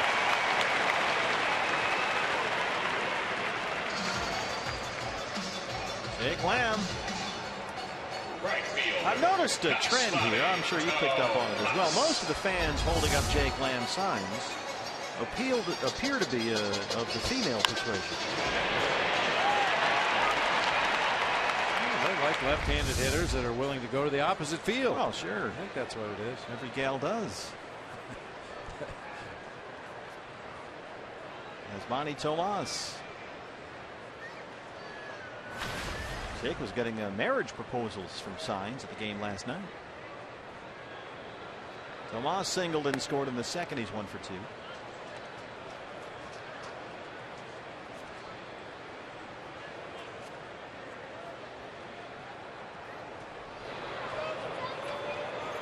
Edward Mojica.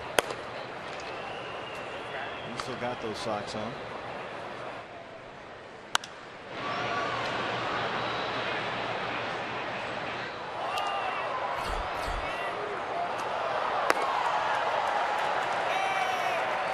Predicting a big year for the Bobcats this year. I didn't realize this, but what do you got? Well, we've got a senior quarterback this year named Darius Vick, no relation, and he wears number 15. No. Oh, that's an omen. It's all coming together for the Bobcats this year. We got to get you one of those jerseys. 1-2.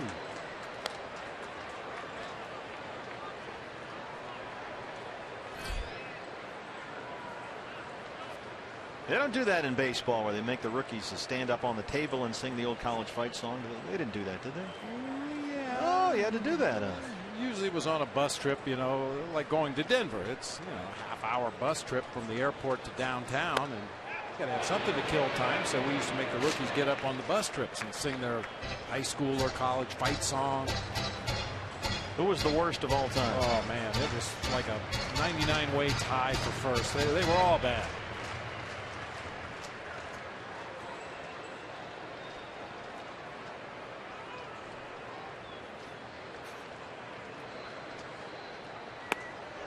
Omaz strikes out. They strand the 2-out single by Lamb through 5. It's a 3-3 ball game.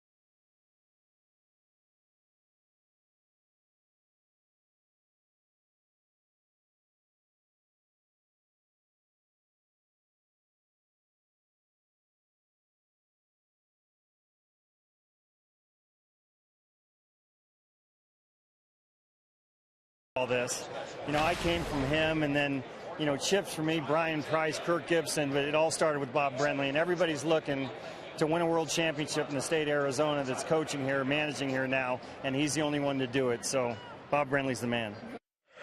Bob Melvin talking with me post-game last night, attributing much of his success as a manager to the great Bob Brenly after serving as his bench coach here in Arizona in 2001 and 2002. Melvin told me Brenly was the first manager he saw stress a, quote, hang loose atmosphere in the clubhouse, trusting the players to police themselves, if you will. Melvin, now known as a player manager himself, using his very own mantra, has now passed the baton to his former bench coach, and Chip now bringing that loose attitude into the clubhouse, aggressive play out on the diamond. And with Chip hailing from that same Godfather lineage, I guess you could say the D-backs, well, they made him an offer he just couldn't refuse. Bob Brenly, what have I done to teach you on the day my daughter is to be married? You're the Godfather. I didn't know that. Josh Colementor on to start the 6th. You know, I do appreciate the nice comments, but the reality is, you know, you manage based on what your players are capable of doing on the field and what they're capable of doing off the field as far as policing themselves. And once again, that 0-1 team, you didn't have to babysit those guys. You know, they'd all been in a big league clubhouse for 10 or 12 or 15 years. They didn't need me to tell them how to wear their socks or when to shave. Just show up and be ready to play ball every day.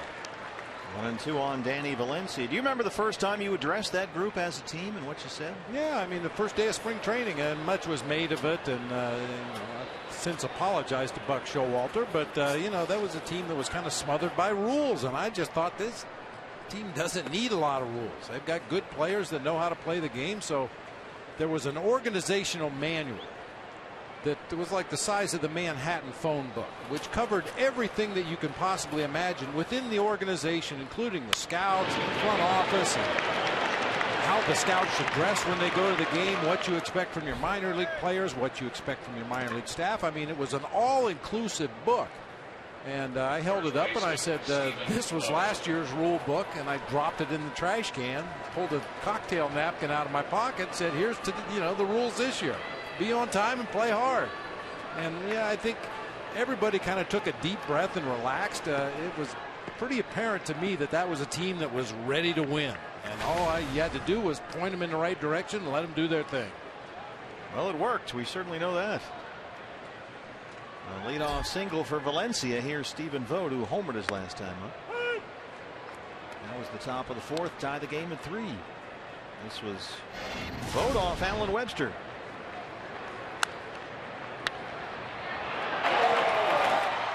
I'll tell you, Vogt for a busted up catcher playing first base today. He's got a quick bat. He really drives that bat through the hitting zone in a hurry. It's funny, he came up with the Tampa Bay Rays 3 years ago, and in 18 big league games he went 0 for 25. Ooh. And he kept the baseball the first time he ever threw out an attempted base stealer, because he said he didn't think he'd ever get one after a base hit. And the thing about that was it ended the year, so the threat of that 0 for 25 being his entire major league epitaph kind of hung over him all winter, because the record for career at bats without a hit by a non-pitcher is 23. So for a while there he would have had the record had he not latched on with another team, and eventually he got picked up by the Yankees, and here he is, and he's done nothing but hit ever since. Pair of singles lead off the 6th. Catcher Josh Phegley. Not easy to get the ball through that right side of the infield with that exaggerated pull shift, plus the runner Valencia jumping out of the way as that ball's hooked down to the right side of the infield, but it finds its way through into right for a base hit. 2-all, nobody out for the catcher Josh Phegley. Phegley has twice grounded out to third.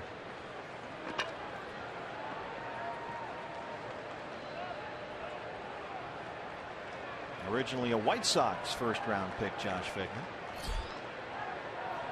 A's got him along with Marcus Semien in the deal that sent Jeff Samardzija to Chicago. You're talking about guys struggling at the beginning of their career, and I'm sure a lot of coaches and managers have brought up the story of Willie Mays. His rookie season, I believe he went 1 for his first 26. Yeah, he was just a baby.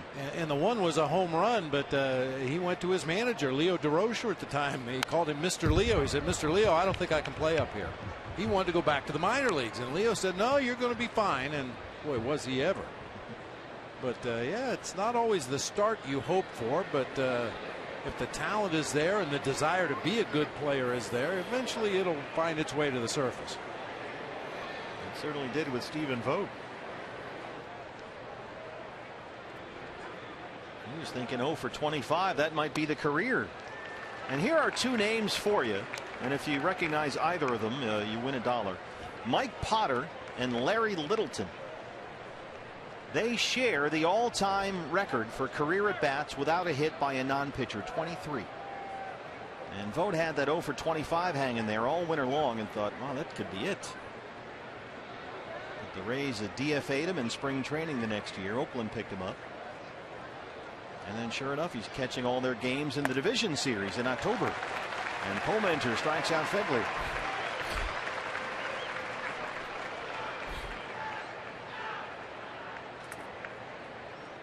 Shortstop Marcus Semien.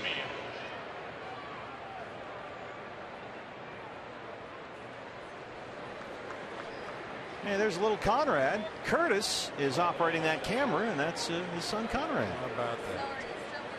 First D-backs games got to. That's a great thing the Diamondbacks do. There's Charlotte, his wife. They give you the card, your first D-back game with the date on and the whole thing. Semien flying ball to Tomas and right. It's nice to have that little keepsake. The date, Derek Hall, president and CEO, has signed it. Makes it official. The game seems to have lost some luster for Conrad. But Mom's getting a break. And that's key. Give Mom a break any chance you get.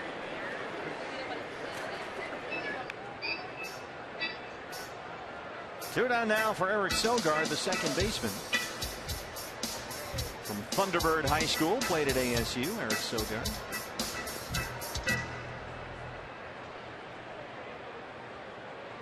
And he has hit only .203 since the All-Star break. Doesn't get to play much these days.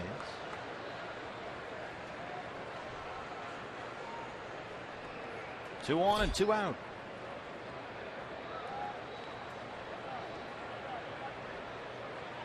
Talking about going hitless and worried about your numbers and everything. For Sogard, it's been 135 games and just over 430 at bats without a home run. That is the longest active homerless streak in the American League. Hasn't homered since August 6th of last year. But that's not his game. Still, it's nice to get one every once in a while. Just ask Dwayne Kuiper. Who got one. Yeah, we just celebrated the anniversary of Dwayne Kuiper's lone major league homer yesterday. Your favorite stat. Country breakfast on deck. He would be next. Well, he must get so tired of hearing that. They had a bobblehead. The Giants did of Kuiper in his Indians uniform, those great red uniforms they wore in the 70s, to celebrate the one home run. That was a tremendous bobblehead. Great job by the Giants. Rare do you see a team have a bobblehead day for a guy in another uniform. There's another Kuiper, Glenn Kuiper, doing the play-by-play for so 1 and 2. the Oakland A's. Sogard with that slightly open stance.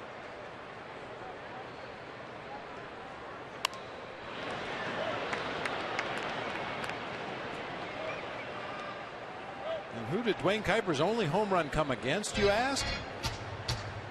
That would be Steve Stone. Oh, Stone Pony. That's what makes it so great. The guy won a Cy Young. I know. He was a really good pitcher. Really good.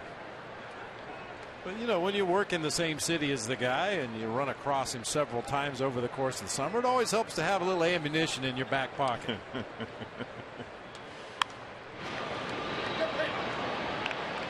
Sogard's proving a pesky out here for Colementer. There are those awkward conversations from time to time behind the scenes, guys like that.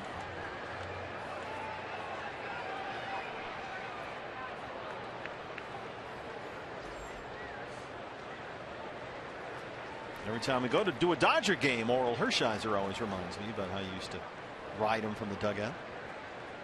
It's all patched up now, though. Sort of. As long as I don't have to face him, it's fine. There's a pop up. Colementer being called off. Lamb on the mound. He's got it. And they strand a pair of leadoff singles in the inning. A's and D-backs tied at 3.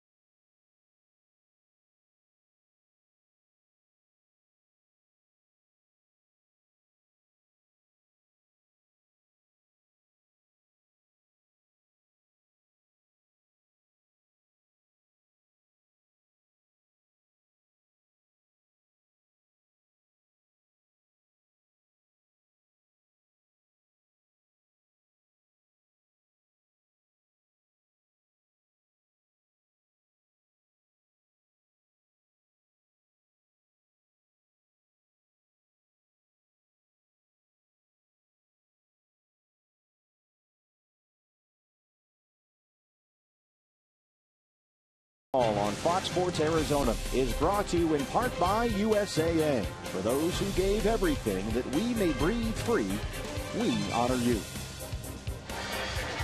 A lovely view in the northern part of the valley. 3-3 A's and Diamondbacks. State Farm Report. Let's see what's going on down on the farm. Gerson Montilla, the third baseman for Visalia. Roll Hyde. A hot bat lately against the Modesto Nuts. 2 for 4 yesterday. New pitcher for the A's as we open up the bottom of the 6th inning. Saw him in Friday night series opener. It's the veteran right-hander Edward Mujica and his Sox. Nick Ahmed will lead off the inning for the Diamondbacks, and Josh Colmenter. I thought this was interesting, Bob, when they brought Colmenter in to start the top of the inning. They did not double switch, and with Josh, you're usually looking for more than one inning, so he will, at least for now it appears, take the at-bat.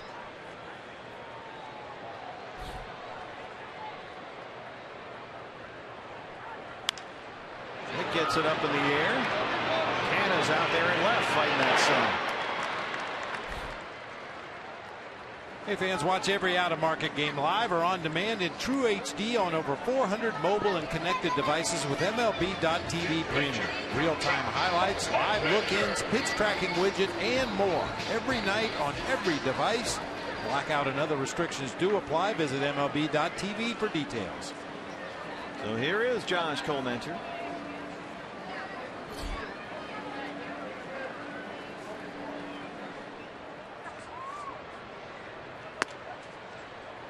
Josh was walking around before the ball game with a feather in his cap.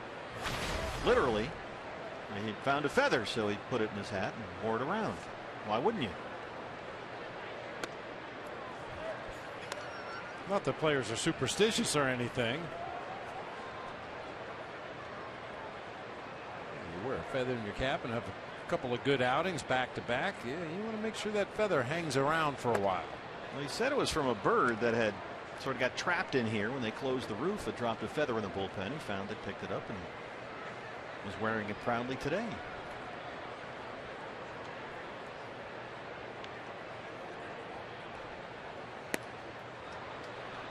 Two down. I carried a guitar pick around in the band of my cap. Back in 2001, I met Dave Amato, lead guitar player for REO Speedway. And he gave me one of his guitar picks, and I was on the field, so I just kind of stuck it up in the lining of the cap there and forgot about it. So we went out and won the first 2 games of the series, so I had to make sure that that guitar pick was in my hat every night until we lost 2 in a row. Now, I have heard you tell stories about Mel. Oh, brother. And all the little, let's just call them idiosyncrasies that he had when he was your bench coach. Now, it sounds like kept you pretty busy. I can't even keep track of how many different ones that he had going. I mean, I told the story before where we were in Philadelphia and they had A&W root beer barrels, hard candies, in the clubhouse, and he just happened to grab one and won the game. So we had to search Philadelphia to find more A&W root beer barrels. Today, USAA honors all of our service members at home and abroad.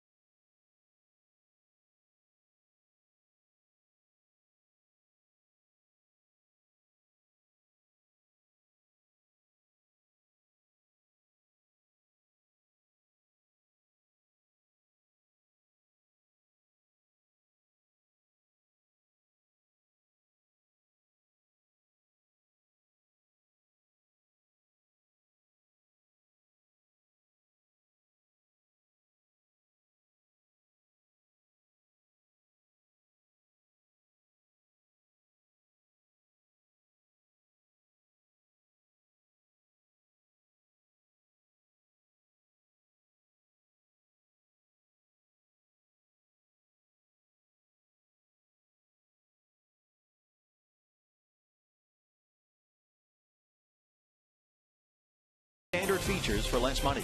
CenturyLink, your link to what's next. And by Mix One. Great taste, no face, available at local retailers.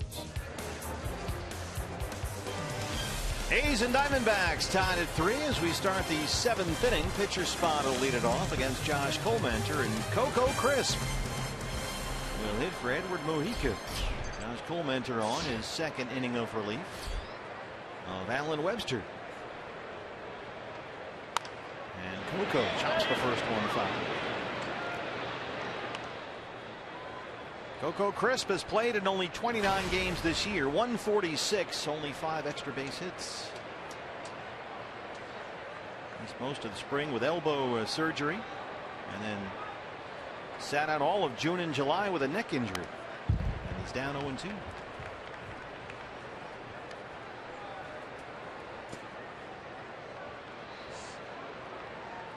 When you were driving around with Bob Melvin looking for A&W root beer barrels, because he had to have them, you didn't run into any clowns, did you? No. Good thing. I've heard that Baumel has a terrible fear of clowns. Yes, he does. And you know, when he was managing Seattle, they came down to Tucson Electric Park to play us in a spring training game. And you know, I've said many times Don Baylor had the great line, money doesn't come with instructions, and Luis Gonzalez proved that on nearly a daily basis. Still does. And found out that Mel had that fear of clowns. So when Seattle came rolling into Tucson, as that one's dunked into shallow left for a base hit for Crisp, Gonzo called around and found some underemployed clowns to come out to Tucson Electric Park and dance around on top of the Mariners dugout during the game. And Mel wasn't real happy about it. What did he do? Well, he sat in the dugout. First of all, he wouldn't come out because then he could actually see them. He just, you know, some people have fear of different things, and Mel's not crazy about clowns. Well, nobody is. But one thing you learn quickly in baseball is don't let your weaknesses be known. Oh, yeah. Oh, man. They will be exploited. Oh, brother. Billy Burns has singled twice and walked. Hey, Mel used to keep certain pens in the freezer. The freezer? In the freezer. And because why? That's a good question. Because they won were a too couple hot? games. I guess. I don't know. I never argued with him, you know, whatever it takes. I mean, he used to actually call a fortune teller from time to time. And he insisted he didn't really believe anything she said, but he called her once a week to see how we're going to do this week. I talked to the fortune teller. You have to sit the right fielder. Yeah.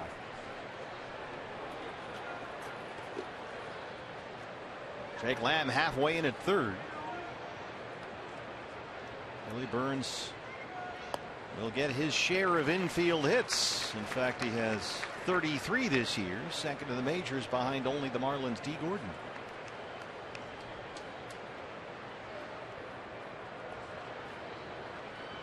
Three-3 ball game in the 7th.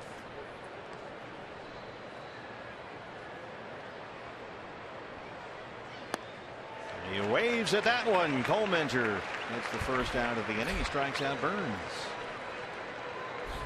Second strikeout for Josh. Well, you get a guy that moves around and attacks the ball the way Burns does. If you can throw that changeup around the bottom of the zone the way Josh was able to do that time, you can get some funny looking awkward swings. Salty wants a word here as they figure out what to do with Mark Canha. Canha's 0 for 3. He's got 2 hits in the series. Fans, next time you're out here at Chase Field, we invite you to play Pachinko by signing up at one of the 20 interactive kiosks right here at Chase Field during any Diamondbacks regular season home game. Coach Sean Payton. Diamondbacks Baseball Academy, the Sandlot. Sponsored by Phoenix Children's Hospital. Coaching them up there.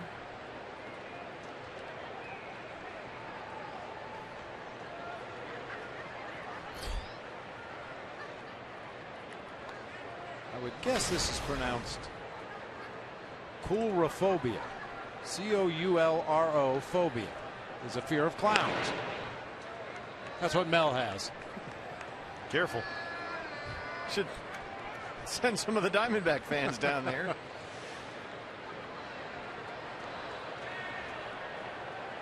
wonder if he's got a monitor down in the dugout. He won't be looking at it if he does. He doesn't want to see that. Too close to a clown. I wonder if he had a bad birthday party experience as a kid. And you never know. Well, they always say the worst part about working as a clown is being called a clown. I got to work with that clown.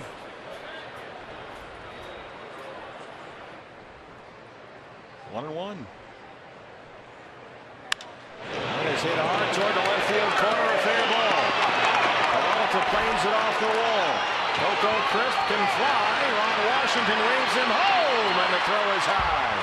The A's take the lead. It's 4-3.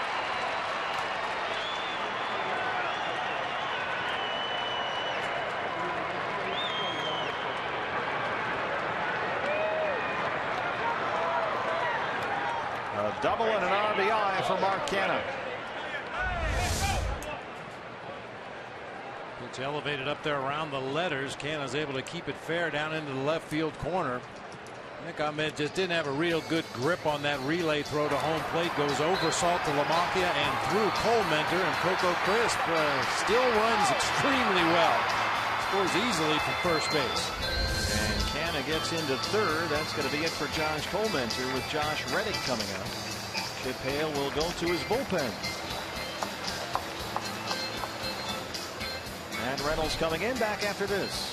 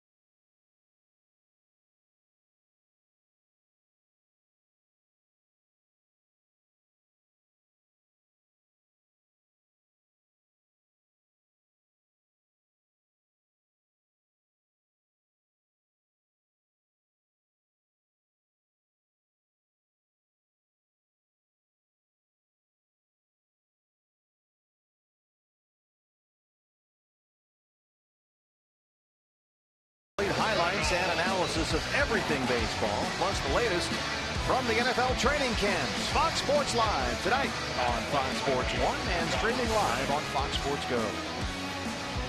Lefty Matt Reynolds on to face Josh Reddick in what is now a 4-3 ball game. The A's lead. And Mark Canha, after his RBI double, is in at third.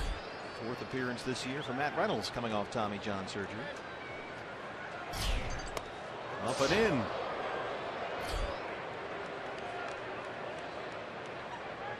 Reddick has singled. He has an RBI triple, 2 for 3. Didn't take the break.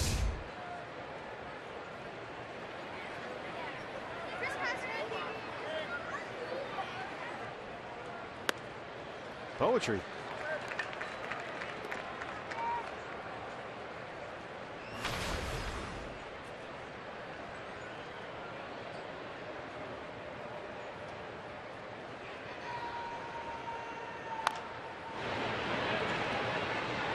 One and two. Reddick with 2 hits in the game already, including an RBI triple back in that third inning. And the one out he did make was a line drive to Tomas to end the 5th inning. He's hit it hard all 3 trips to the plate today.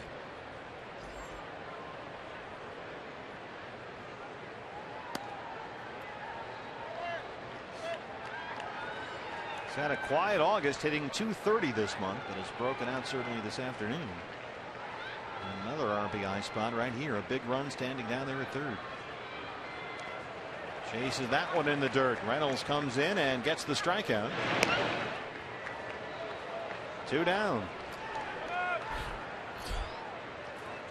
And here's Danny Valencia. Third baseman Danny Valencia. Valencia, the right-hand hitter. Let's see if Chip Hale makes a move here.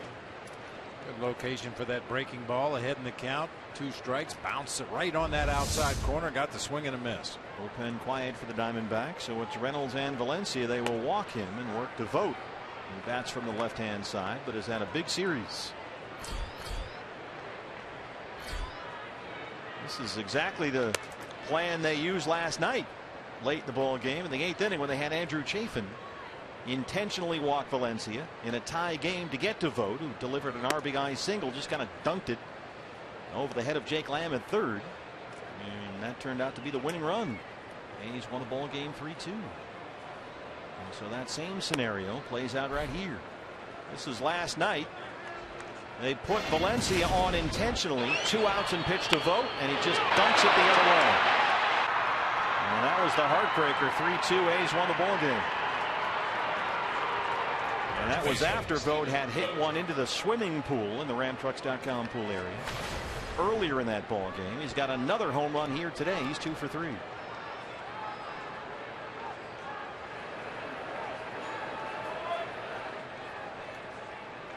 Canna, the runner at third, and Valencia at first.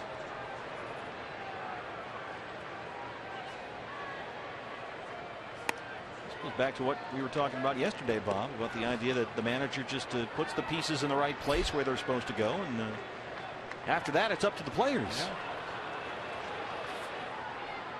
You can make the right move and have it backfire. You can make the wrong move and have it work out, depending on what the athletes on the field do. You know, the book says that you, with first base open, put the righty on and work to the lefty. Didn't work out in the Diamondbacks' favor last night. We'll see how it goes here. Reynolds ahead 1-2. Takes a little extra off the breaking ball this time. Once again, bouncing it in the dirt, much like the one Reddick swung at for strike 3.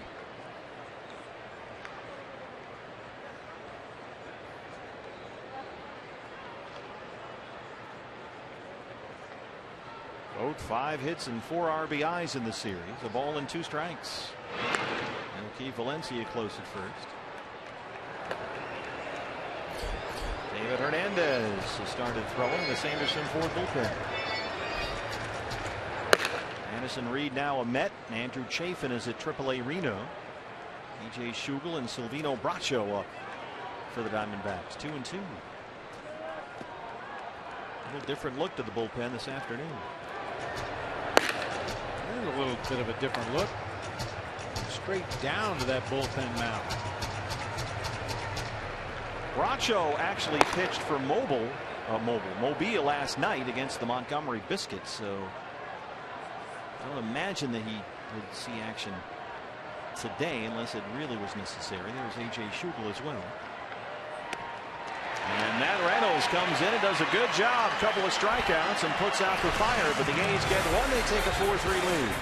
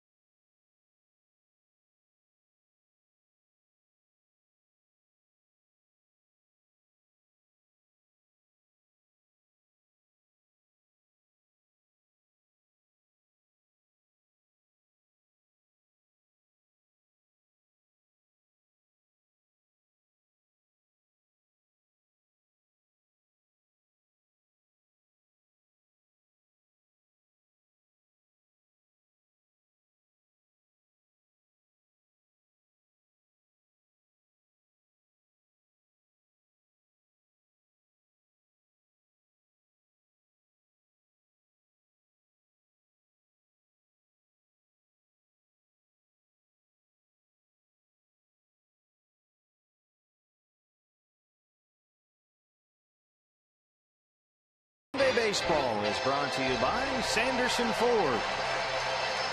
As we wrap up, take me out to the ball game. Diamondbacks trail the A's 4-3. Here's Eric Sogard, Phoenix area native, who plays, of course, as you can see there, with glasses. Getting started second base. Out of Thunderbird High School, Arizona State. How about Chris Sabo, Spuds McKenzie? Some other respectable players. Ken Tekulve, great closer for the Pirates. Dick Allen. If my horse don't eat it, I don't play on it. Used to love those old uniforms. And Frank Howard, Washington Senator legend. Here's a large human. Tom Henke, former Blue Jays great. And of course, Ricky Wild Thing Vaughn. Seeing's the most important thing. I don't think it's that important. New pitcher for the A's, the right-hander Fernando Rodriguez. Diamondbacks need to come back once again. This has really been a back-and-forth ball game. Each team has had the lead at different points over the course of the game. 44th appearance for Rodriguez, who worked 2 innings last night. One walk, 1 strikeout. Otherwise, zeros across the board for Rodriguez in the ball game last night. Chris Owings, Paul Goldschmidt, and David Peralta 2, 3, and 4 in the Diamondbacks 7th.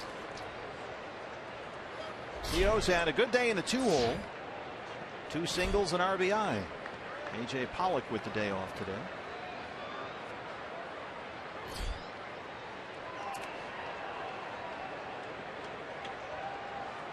Chris, he came into the ball game this afternoon, 1 for his last 21 with 9 strikeouts. So a good sign for CO.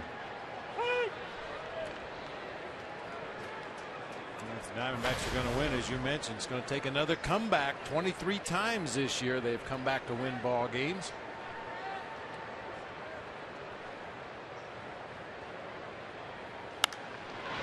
Way up in the air, right side. Sogard with those glasses. No way.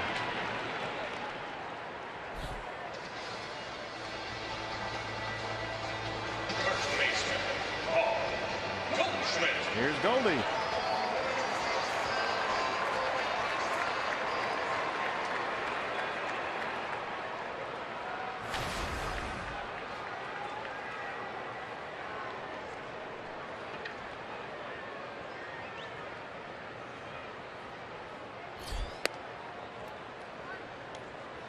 This was one of the highlights of the homestand.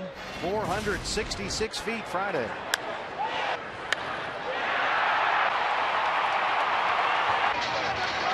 Off the DBTV board. And Goldie showing signs of returning to the home run form that vanished for much of the second half of the year. He's homered 4 times in his last 8 games. And after he went 22 games without a home run, nearly a full month on the calendar.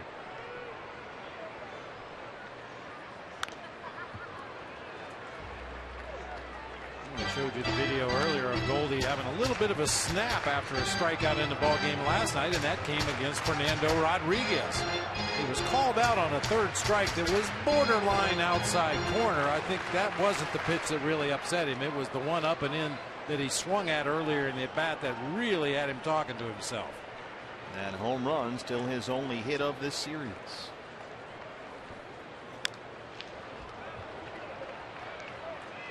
And this was yesterday. Just that one came up and in, and then he's sort of had a moment in the dugout.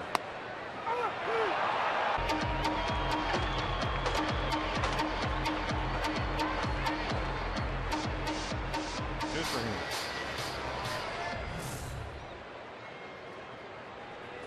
There's potential there. Not quite a snap master yet. He stopped too soon. It reminded me of Leo Gilmartin after last year's fantasy football draft. Didn't go well.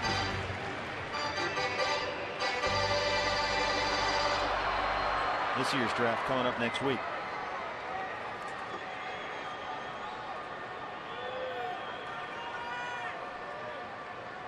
Another 1-2 pitch.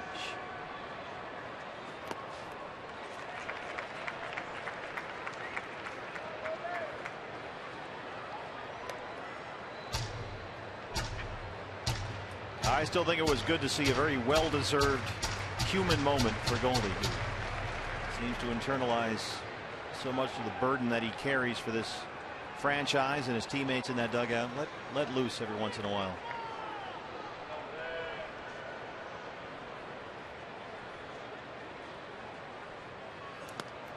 Despite that one, it's full 3-2.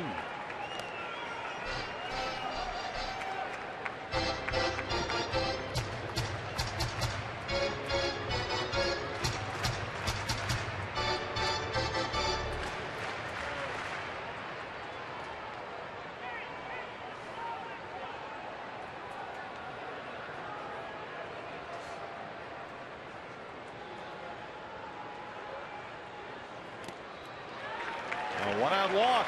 Second walk today for Goldie. And that brings up Peralta, who homered back in the third.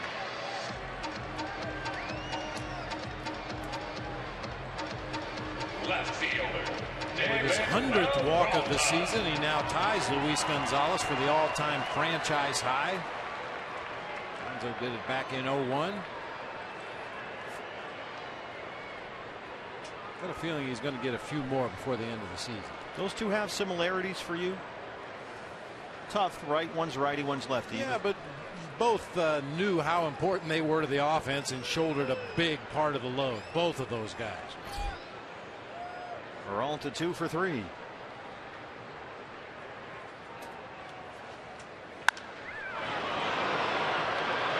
toward the corner. Canna gives it a look, but it's in the seats. And tough to give either one of them a day off. Good. I used to have to promise Gonzo I'd get him in as a pinch hitter or a pinch runner or a defensive replacement if I felt he really needed a day off. But he did have a consecutive game streak going. So I said, listen, I'll get you in there. Don't worry about that. If you're worried about the game streak, we'll find a way to get you involved in the ball game. But I really think you could use a day off. We would always get him in there somehow as a pinch hitter, pinch runner.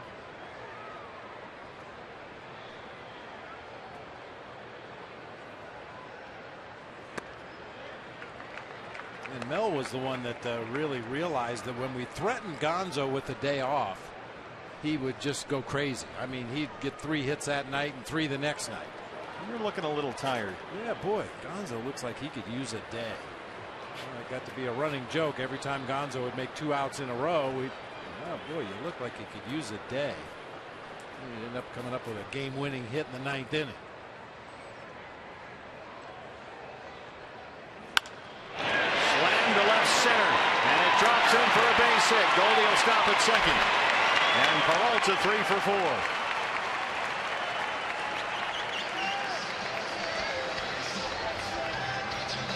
That'll put him over 360 since the All-Star break.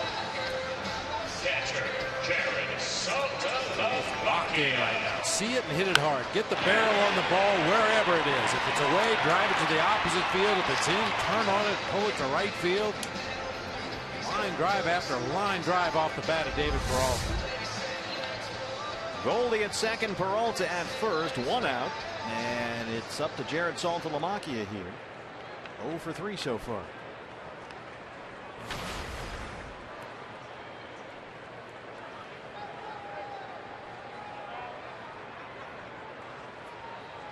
Kurt Young wants a word. A's bullpen getting busy. Just got a lefty up down there. Kurt Young taking that slow walk out to the mound to stall for a little bit of time to give Doolittle an opportunity to get cranked up. Doolittle just back from the 60-day DL earlier this month. Strained left shoulder. We are coming to you tomorrow from Coors Field in downtown Denver. 4 games in 3 days against the Rockies. We'll have all 4 for you on Fox Sports Arizona. Robbie Ray and Chad Bettis tomorrow. Diamondback Live pregame show comes your way 5 o'clock. Doubleheader Tuesday. Corbin in Game 1, De La Rosa Game 2. Chase Anderson pitches against the Rockies on Wednesday. 2 on, 1 out for Salty.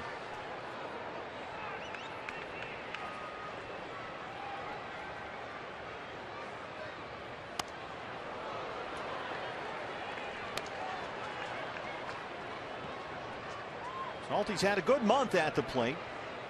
Came into this ball game hitting .298 in August.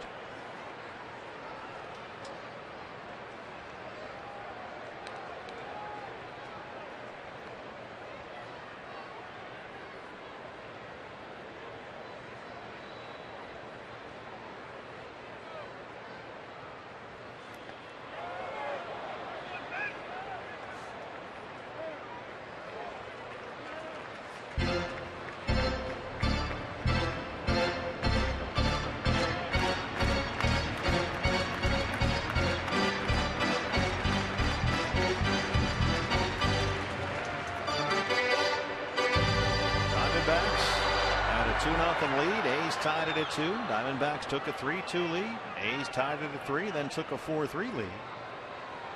And now it's the Diamondbacks' chance to respond.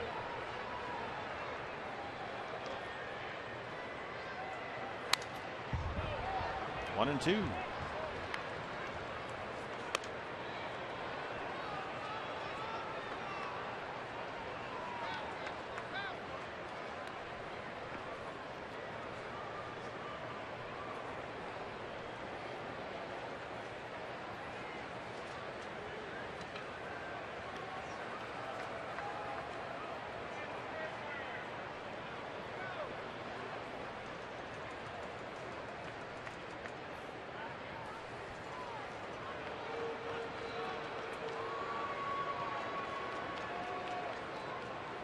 Drive a couple of semi trucks through that hole on the left side of the infield, with Marcus Semien playing well up the middle of the field, right behind the bag at second. Third baseman Danny Valencia over there in a normal position. A lot of room on that left side. And he strikes out Saltalamacchia. 2 down. Big land coming up. They've had the lefty Doolittle up in the Oakland bullpen. Hasn't been able to command it consistently, but Rodriguez has a real good over-the-top curveball. That 12-6 breaker straight down to the ground. That's Saltalamacchia well out in front of that one. Bob Melvin may be sticking with Rodriguez here.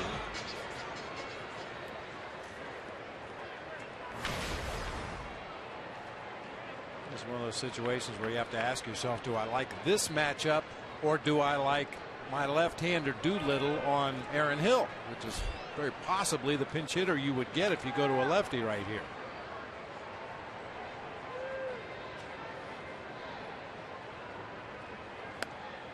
Ball 1.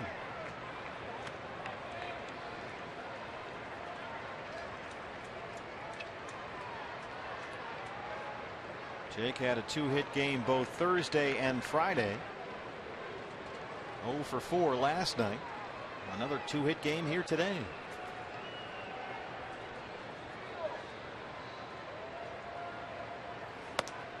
Two and 0.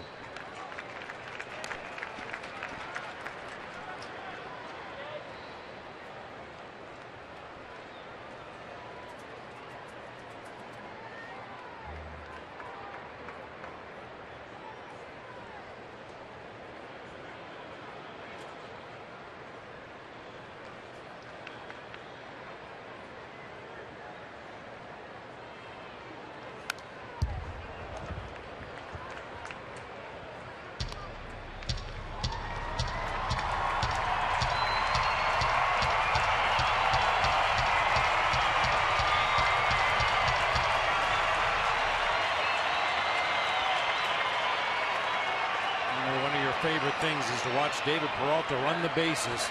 Find a gap here. Yeah, hit one down the line or in the gap right here and turn the freight train loose. Get him on the track.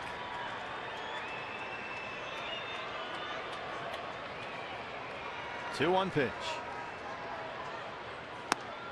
In there for a strike. It's 2-2.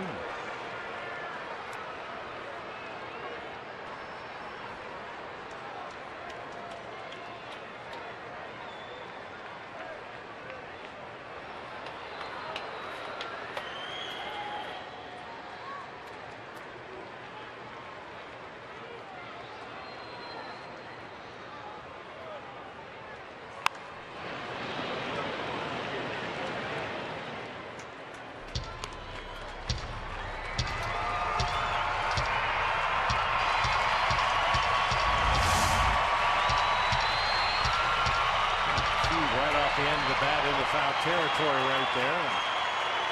When that happens, you can usually smell the burnt horsehide on the barrel of the bat where you made contact. People didn't believe me when I said you can smell foul tips behind home plate, but you can. It's kind of like a wood burning kit. If you had one of those when you were a little kid, you know, and it smells like a combination of horsehide and wood burning at the same time. 2-2.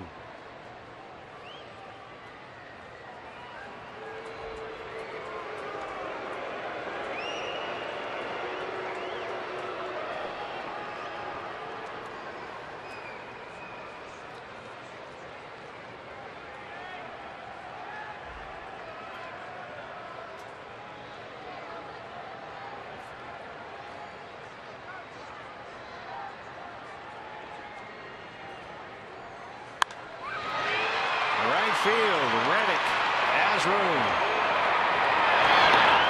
Rodriguez strands two. He keeps it a 4-3 Oakland lead.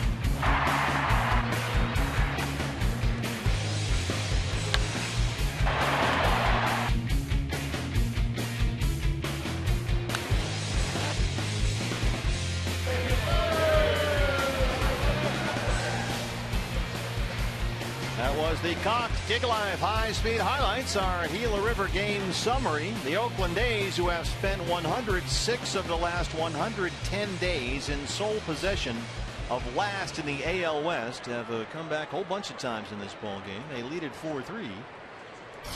No signs of giving up from this A's bunch. David Hernandez on to work the 8th against Josh Phegley. His 29th appearance of the year. Diamondbacks had a 2-0 lead. Oakland came back to tie it 2-2. D-backs then took a 3-2 lead on a Peralta homer in the 3rd. Oakland answered with a Vogt homer in the 4th, and then they took the lead 4-3. Canna RBI double in the 7th. And here's Phegley, who's 0 for 3 to lead off the 8th.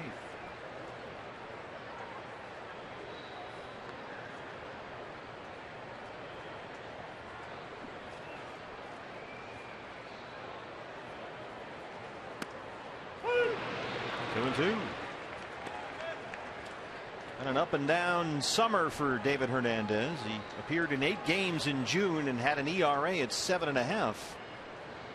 And then in 7 July games, his ERA was 0. But his ERA for this month back up at 7.5. That's in the seats and out of play. So David, hard to find some consistency here. And statistically, it's tough for a relief pitcher when you're coming in there 1 inning at a time, sometimes maybe twice in a week, 3 times in a week. If you have a couple of bad outings where that ERA gets blown up a little bit, it's going to take you all summer to whittle it back down to respectability. Bigley holds off there. It's 3-2. This was Brett Laurie Friday in the 9th inning against David Hernandez. 470. For Friday's Front Row Grill.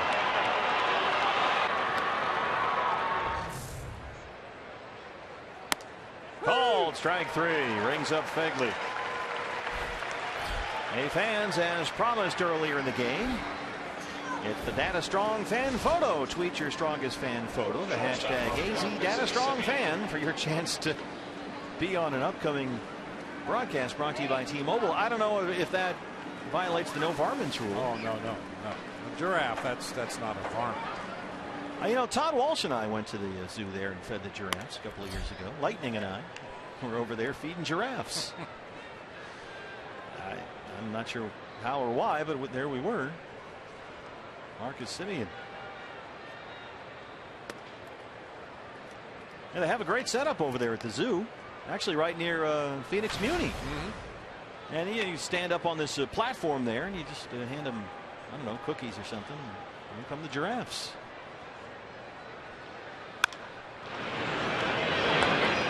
To Ahmed. Of course, being giraffes, they're a lot further down than you are up on the platform because, you know, they have the long necks. Height disparity, yeah. Brandon Belt looking necks. They call him the baby giraffe, actually. Good call.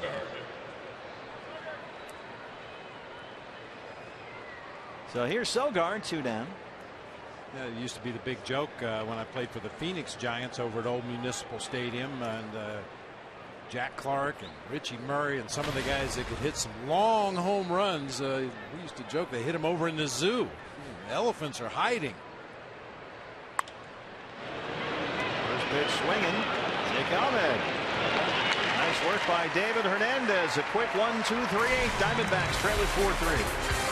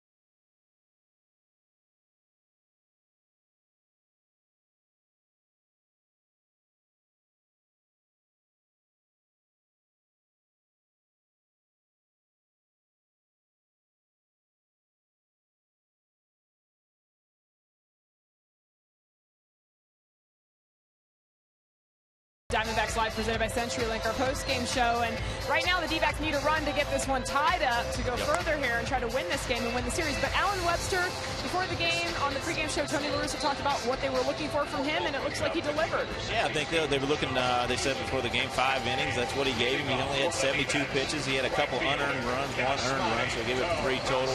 But I think could have gone one extra, but I think he did what they wanted him to do. Yeah, 72 pitches today for Allen. Now it is a bullpen game, and Diamondbacks looking to get some offense going to get the win before the flight out of here, guys. Thanks, guys, and they'll try and do it here in the 8th inning against the lefty Sean Doolittle. Just his 4th appearance of the year. He's been plagued by left shoulder trouble all season long. And Yasmani Tomas will lead off the 8th.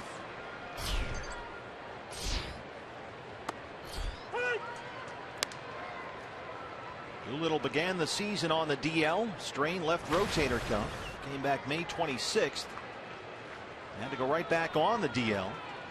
Left shoulder problems. Just came off the 60-day disabled list about a week or so ago.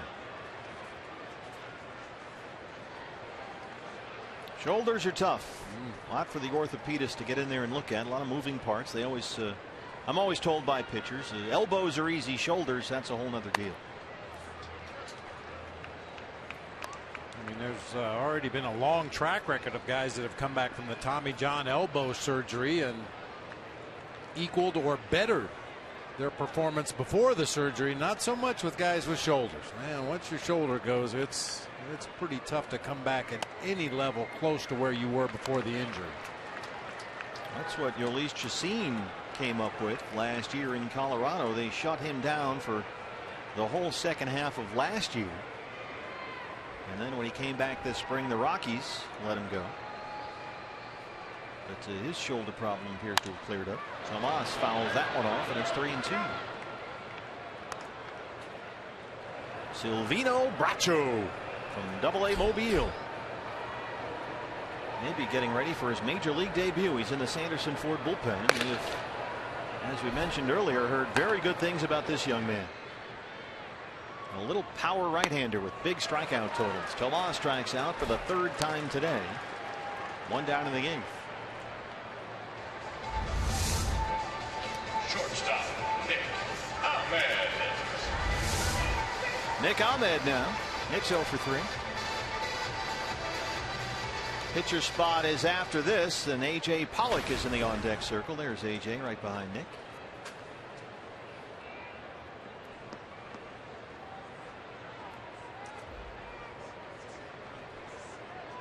Nick 1 for 8 in the series, just missed a home run last night.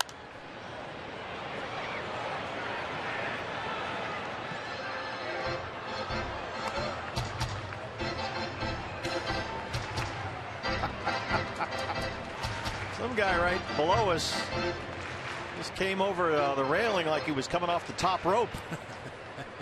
Didn't get the foul ball in the aisle there on the concourse. He's not moving too good right now. 0-2.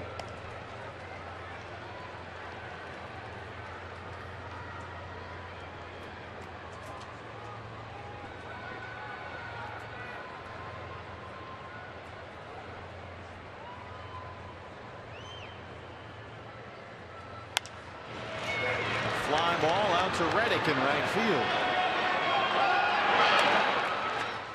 2 down. Here's Pollock.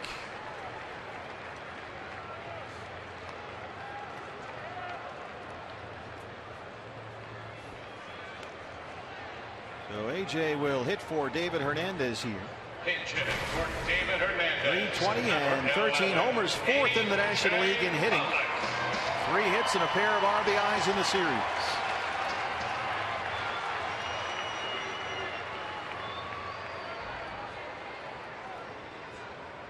Brad Ziegler looks like has now joined Silvino Bracho in the Diamondback bullpen.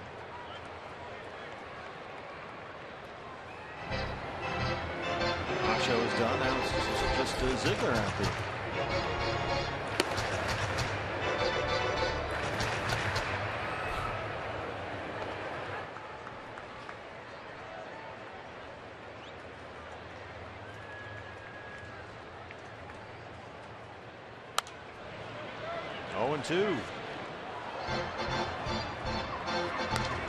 A.J. Pollock might not want August to end. He's put up some ridiculous numbers this month. Just in August, 376, 12 extra base hits, 11 RBIs, 10 stolen bases. He's scored 23 runs in 24 games this month. But he strikes out here. Doolittle works a 1-2, 3/8. We go to the ninth at Chase Field. Diamondbacks trailing 4-3.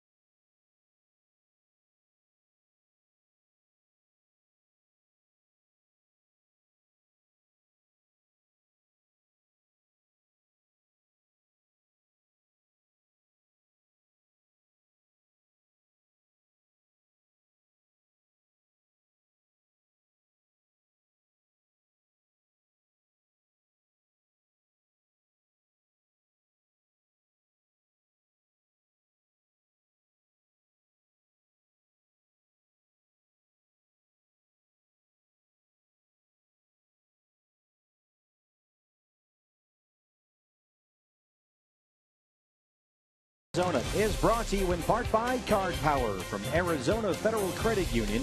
Now that's the power of us. And by Phoenix International Raceway. Join PIR on November 15th for NASCAR. Visit us at phoenixraceway.com and get your tickets now.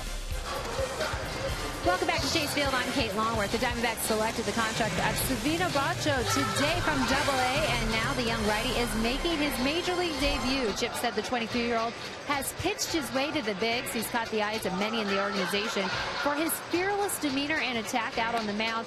He also has the ability to throw back-to-back outings. Hence, last night he was on the mound in AA, and tonight living out the dream here in the big leagues. And Chip said he wanted to try and provide a soft landing for Bracho, but he said that if needed in a crucial situation, they would go to him because they trust him, and hence here we are in the big night. 23-year-old right-hander Silvino Bracho, very impressive in a relief role at AA Mobile this year. And his first big league hitter is country breakfast. Billy Butler hits for Doolittle, the pitcher.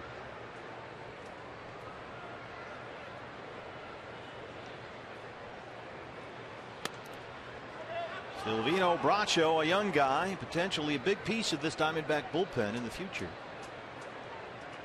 Pitched for the Bay Bears in the Southern League this year. 37 appearances, all in relief.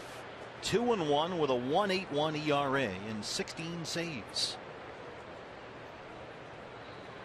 And the numbers that jump out are the strikeout numbers. 44 innings, 59 strikeouts, only 9 walks. Pitched for Mobile last night against the Montgomery Biscuits. Worked 1 inning, gave up 2 runs, 3 hits, couple of strikeouts, and here he is. Goes from the biscuits to breakfast. And for Bracho, in 3 stops in the minor leagues before this season, total of 97 2/3 innings pitched. 138 strikeouts. So that's definitely part of his MO. That's swing and a miss pitch. Yeah, you look at some of his numbers from South Bend and some of the other levels. Venezuelan Winter League. Just outstanding. 1-2 pitch.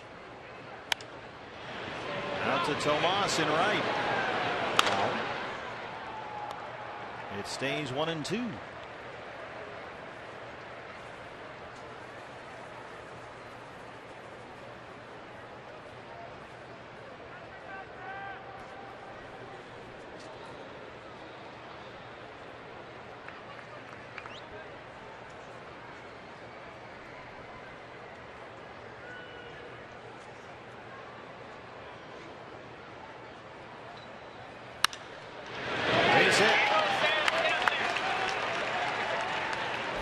single for Billy Butler in the ninth.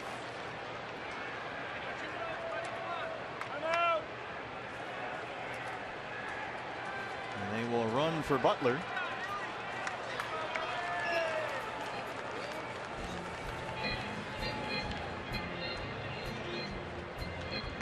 First look at Sam Fuld in this series. Sudden Sam Fuld. Pinch running for Billy Butler, number 23, Sam Fuld. At the plate, center fielder Billy There's Burns. Billy Burns. Burns has been on base 3 times today. 2 singles and a walk. He scored a run.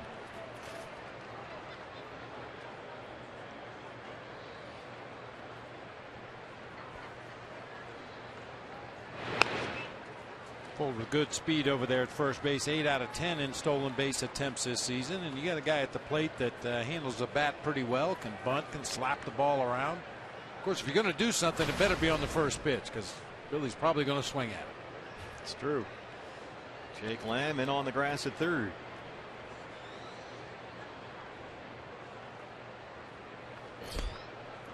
He looks at ball 1.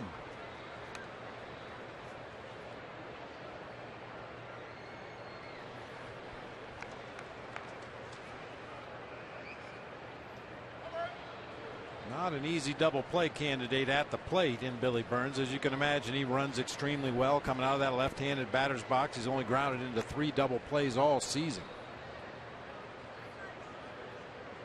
Fuld holds at first, and there's strike 1.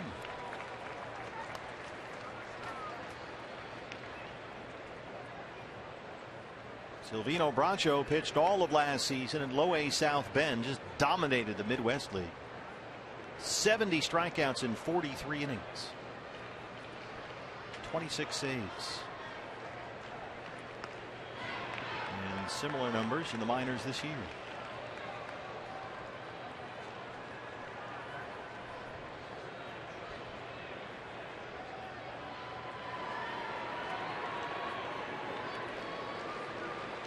Got kind of that Craig Kimbrell thing going out there. 1-1 pitch.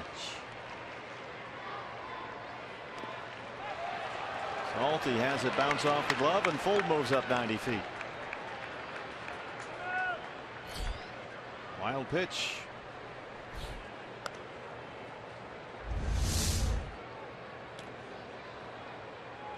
First time Jared Saltamaki's had a look at Bracho. That fastball just spiked in the dirt over in that right-handed batter's box. Tried to pick it cleanly out of the dirt. Unfortunately got off the glove into the on-deck circle, allowing Fuld to move into scoring position.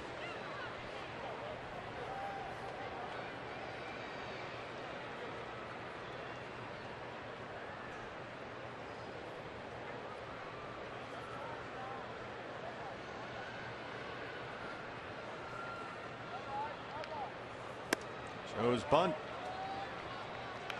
3-1.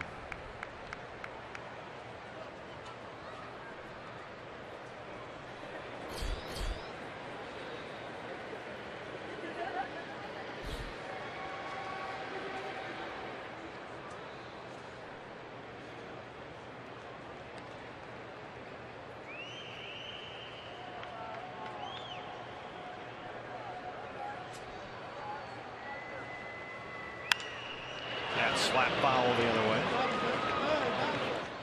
Kathy Grant can't quite get there. Now Kathy's got a long way to go.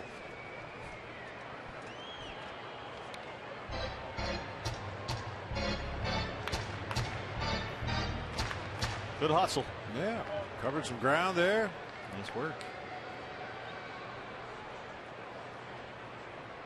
3-2 on Billy Burns.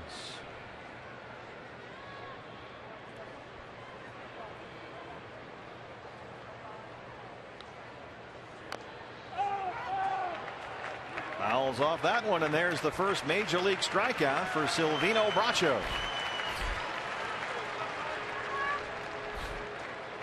Probably not how he pictured it, but he'll take it. He'll take it. Absolutely. Not quite sure what Billy Burns is doing here. I mentioned he's got real good bat control. Thought he might just try to hook a ball to the right side there and advance Fuld onto third, but instead he attempts to go to a 2-strike bunt and fouls it off for strike 3.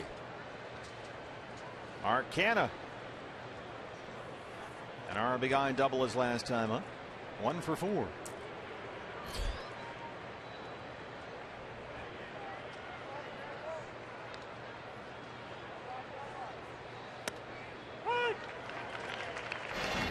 Was Canna in the 7th.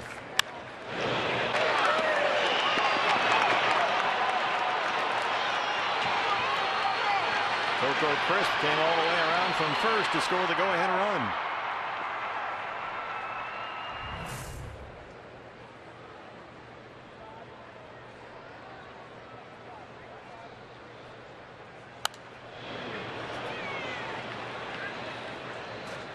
Oh, 0-2.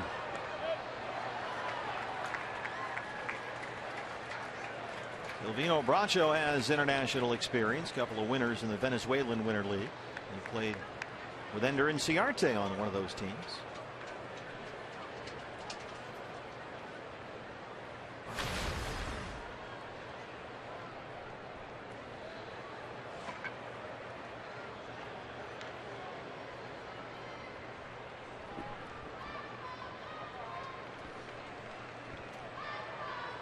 Oh, 0-2. Just missed at 93, a ball and 2 strikes.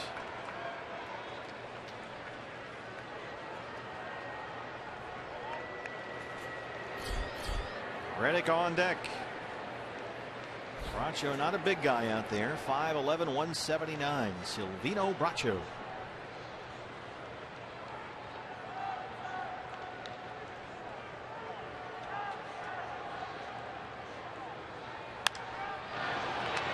In the air and a very short right. Tomas coming in near the line. 2 down.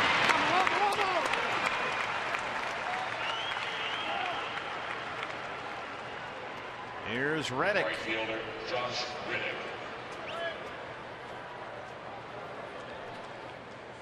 Josh Reddick singled in the first, had an RBI triple in the third. He's 2 for 4.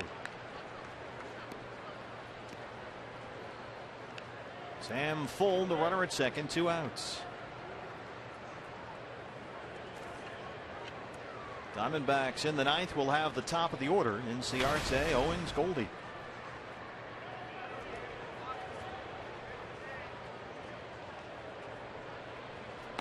They're going to give Reddick the free pass and work to the right hand, hitting Danny Valencia, who's on deck.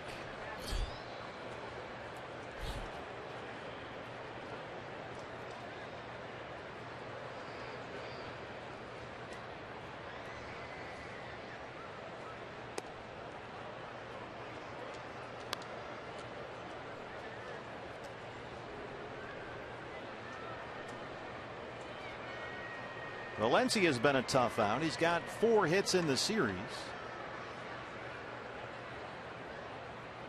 He singled off Colementor to lead off the 6th. He's 1 for 3. So Bracho will have Full at second and Reddick at first with 2 outs.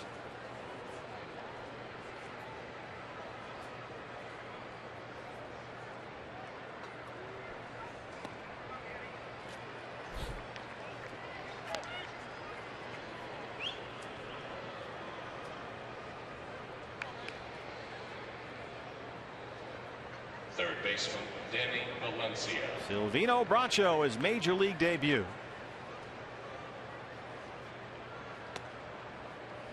Butler singled to lead off the inning. Full went into pinch run. A wild pitch got Full to second. He struck out Burns, got Canada fly out. Reddick gets the free pass, and now here's Valencia. 5 homers in 14 RBIs, just 18 games with the A's since he was claimed on waivers from the Blue Jays at the beginning of this month.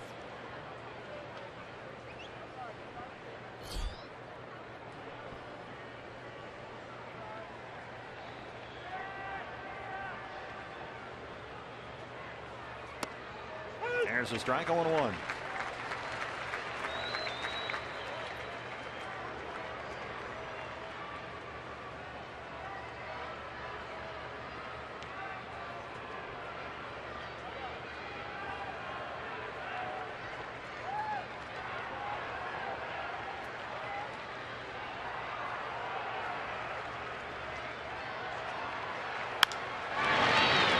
shortstop, Nick Ahmed. Silvino Bracho strands 2. He's through his first big league inning. And we'll go to the bottom of the ninth in a 1-run game.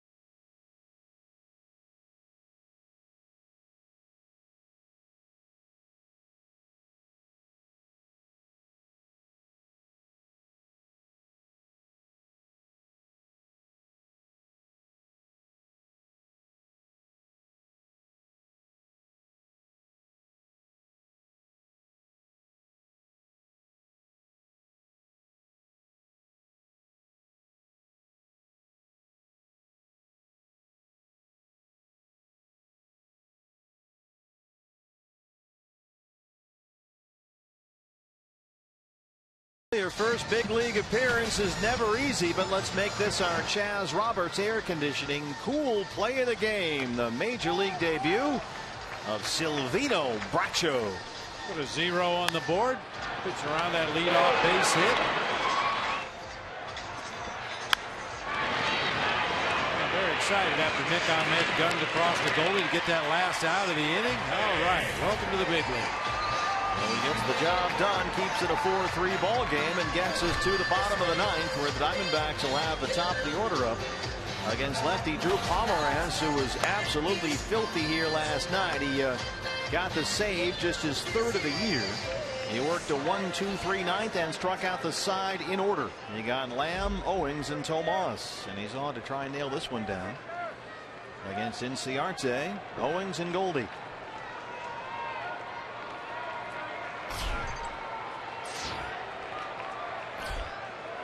Ender had an RBI single in the second. He's 1 for 4.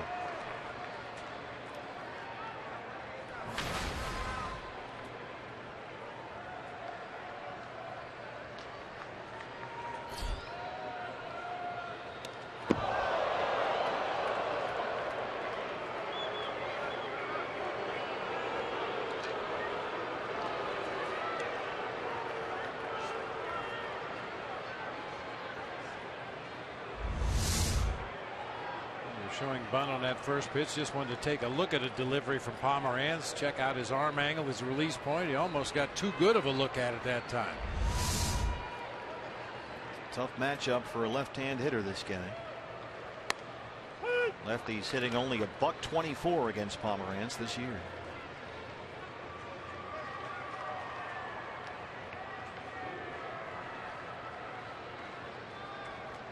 His last 11 games, he's worked 12 1/3 and given up just 1 run.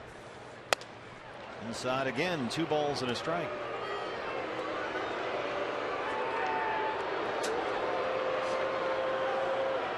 Fans are reacting here at Chase Field. Obviously, no way Pomeranz is even thinking about throwing near Ender Inciarte intentionally. He would represent the tying run to lead off the inning. 2-2 now.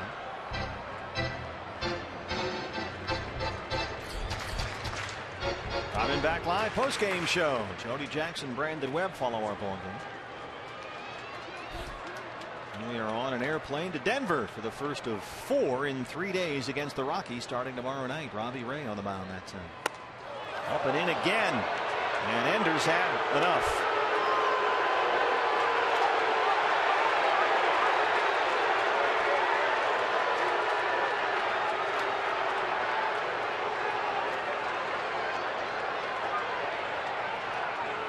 Barry Cederstrom is the crew chief. He comes over from his spot as the first base umpire on the mound and in Pomerantz's face.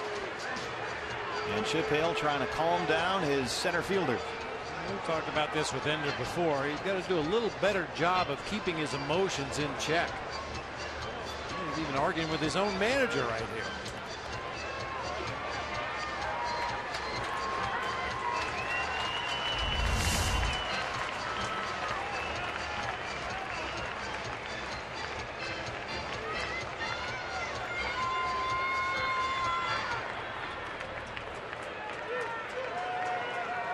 A couple up near the head.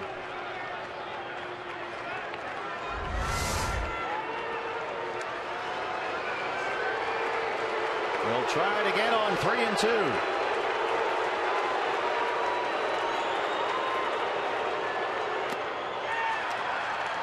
Kegley can't hang on, and Ender's still alive up there.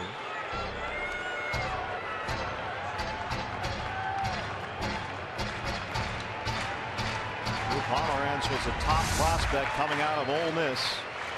A first-round pick by the Indians 5 years ago. The 5th overall selection in the draft that year. A converted starter.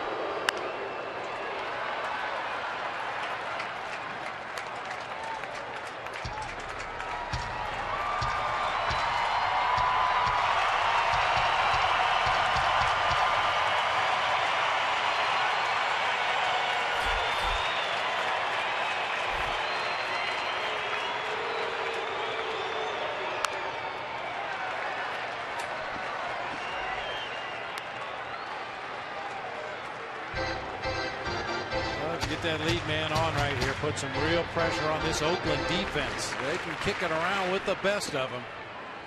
We've seen that this weekend, that's for sure. Another 3-2 pitch. Base hit. Well, he almost returned the favor. Right back up the box.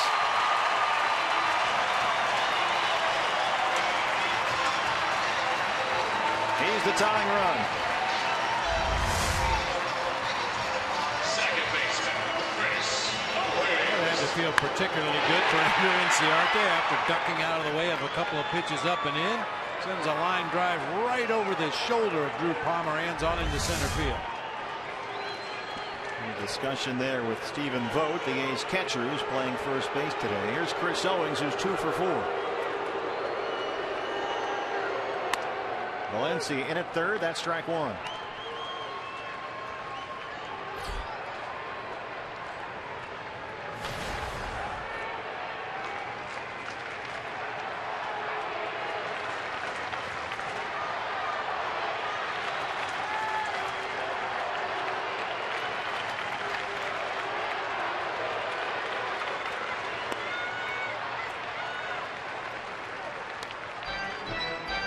Showing bunt on the first 2 deliveries there. You have to believe, even if he gets a successful sac bunt down, that Bob Melvin would be tempted at that point to go ahead and walk Paul Goldschmidt. You'd have a lefty-on-lefty matchup with David Peralta, the next scheduled hitter after Goldie. Of course, it does go against conventional wisdom. They say you should never put the potential tying or winning run on base intentionally, but Goldie changes all the conventional wisdom.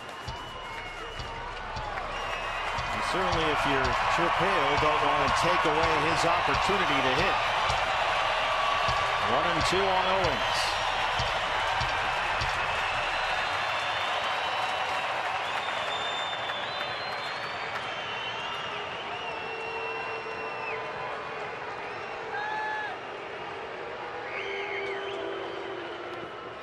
In the dirt, 2-2.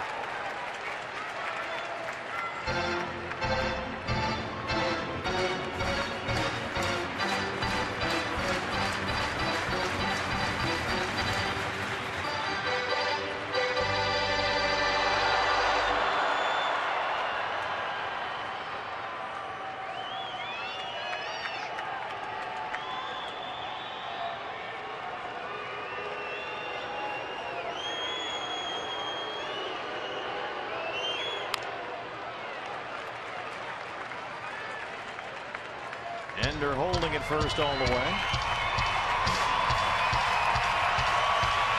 has an RBI single in the second, a single in the fourth.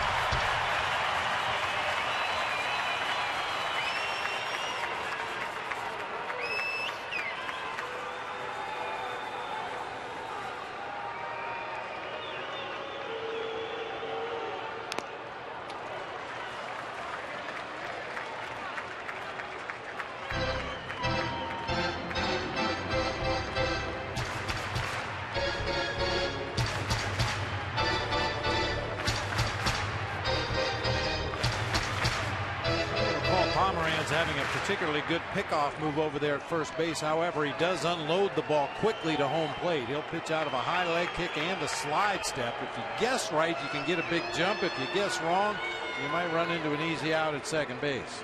Josh Phegley has a good track record of throwing out attempted base stealers behind the plate. He's at 40% for the year, the A's catcher.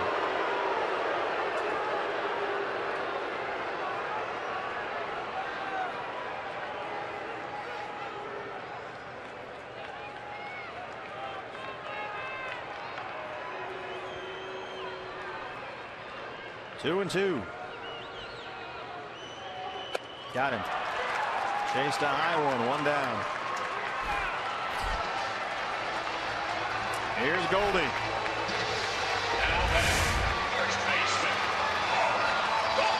Way out of the zone that time. Up and away from Chris Owens, shoulder high.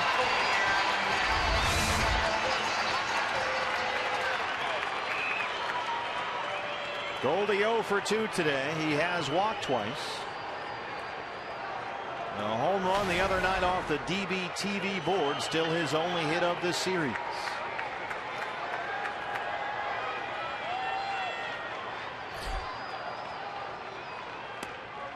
There's a strike, 0-1.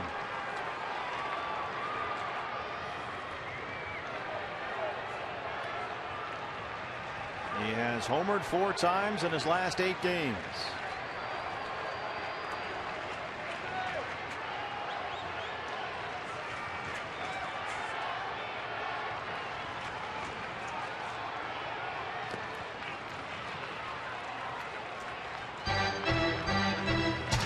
Arizona Federal Credit Union Power Player of the game is waiting on deck. David Peralta, 3 for 4, a homer to lead off the third. His 14th of the year. 1-1 on Goldie.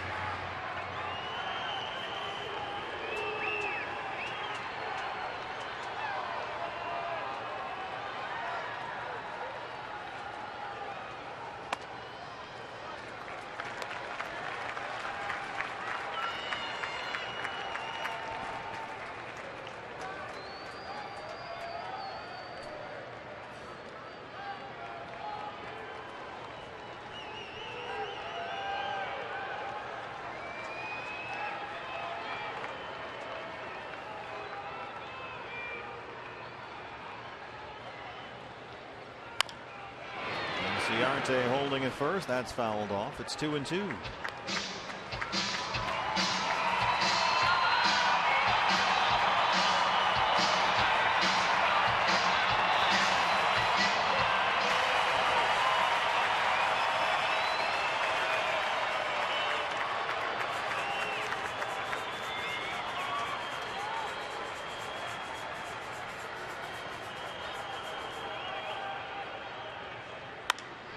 Base hit.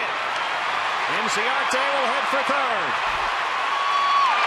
He's in there.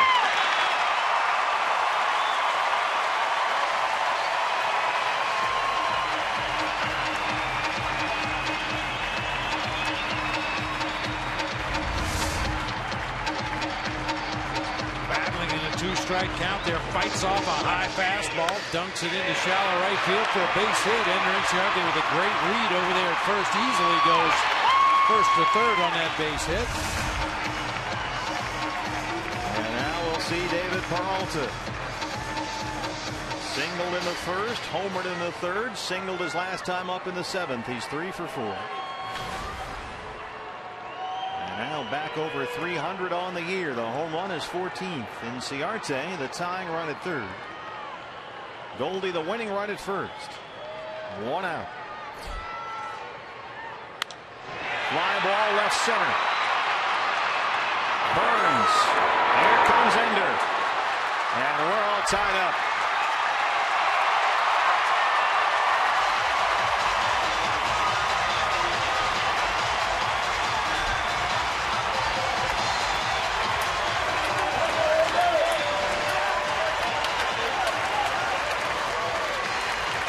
Job by David Peralta. They have to have a game plan in that situation with that runner at third base and less than 2 outs in the inning. The game plan is see something up in the zone, get it in the air to the outfield.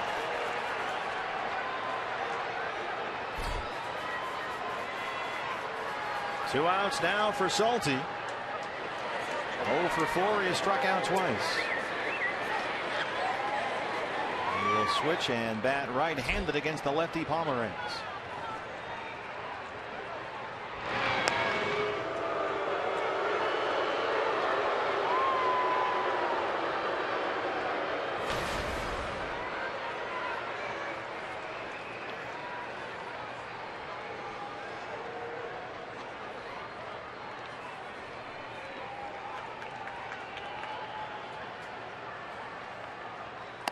You're going to go back and look at this ball game. You'll look at that Ender Inciarte at bat to lead off the 9th inning. 3 pitches up and in near his head. He got a little rattled there. Chip Hale calmed him down. He fouled off some more pitches and got a base hit up the middle to lead off the inning and came across as the tying run.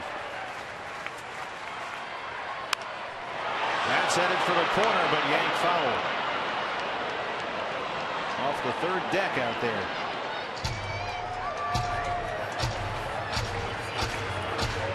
Big at bat by Ender Inciarte.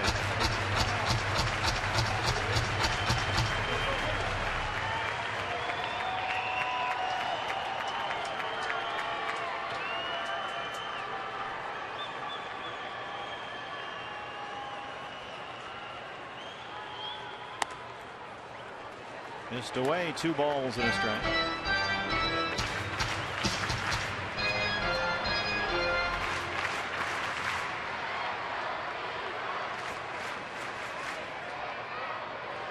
Pomeranz now at 25 pitches in the inning. 2-1. 3 balls and a strike. Jake Lamb on deck.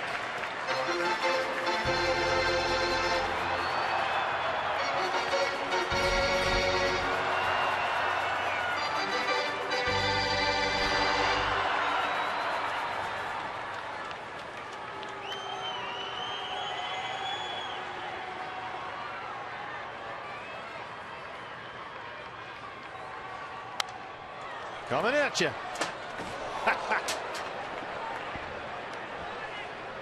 That was right at me. It sure was. I decided to move out of the way. Missed you by about a foot. Find a kid.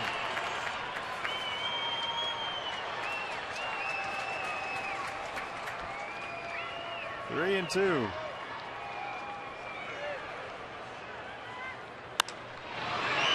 Fly ball, right field. Reddick coming in. Diamondbacks get 1 in the 9th. 4-4. We'll play extras here at Chase.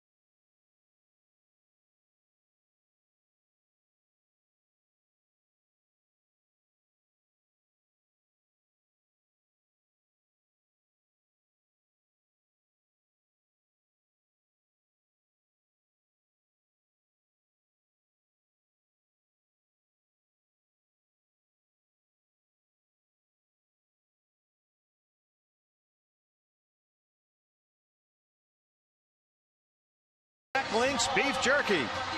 All season long, Jack Link's Beef Jerky. Feed your wild side. Hit it.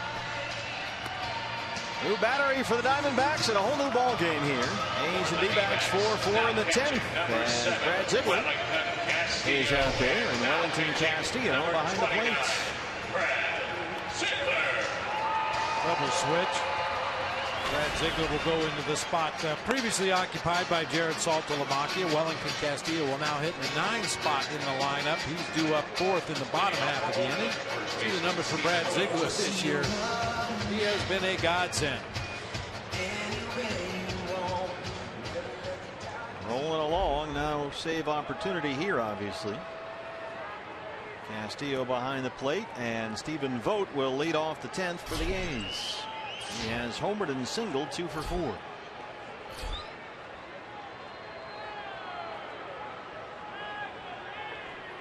Diamondbacks with a chance in the finale of this 7-game homestand and 3-game set against Oakland to close out with a winning note for the homestand and win the series. Off to Colorado and Chicago. This was Stephen Vogt, who hit one into the pool here last night, leading off the 4th against Alan Webster, who left one up.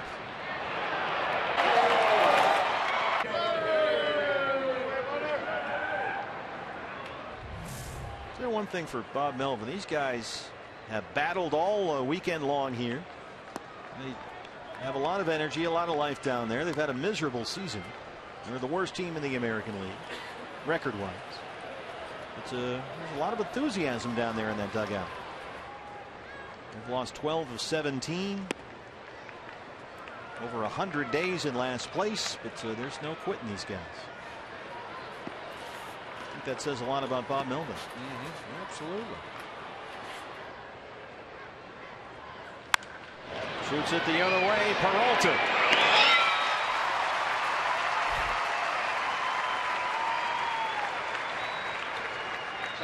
Josh Phegley. Brings up Josh Phegley. Rare fly ball out for Brad Ziegler. 1 down.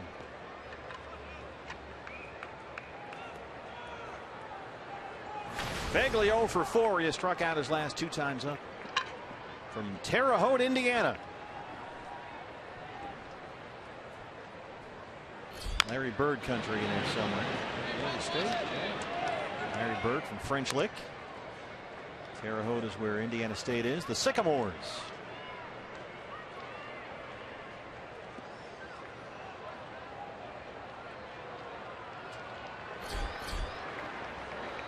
Bullpen busy for the A's. Up the middle and into center. A 1-out single. First hit in the series for Josh Phegley. He was a first-round pick, Josh Phegley, out of Indiana Bloomington. Shortstop by the White Sox. Uh-oh. Get both arms warmed up. Pat Venditti, the ambidextrous reliever. I think amphibious sounds better. Marcus Semien. He might be able to pitch underwater, you don't know. He might be able to hold his breath. Sure. Make some deep counts. Deep as in deep water. Yeah. Nice.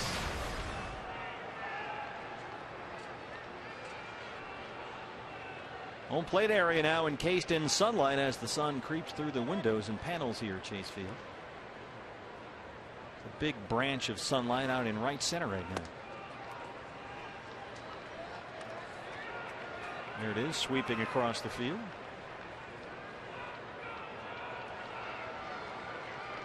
I think the worst ballpark in the big leagues for this is Milwaukee. Yeah, no question. They have giant glass panels on either side, and boy, it creates some funky shadows in the late afternoons.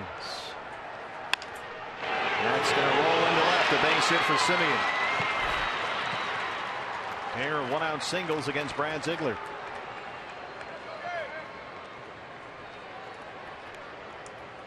His first hit today. Second baseman Eric Sogard. Brings up Eric Sogard.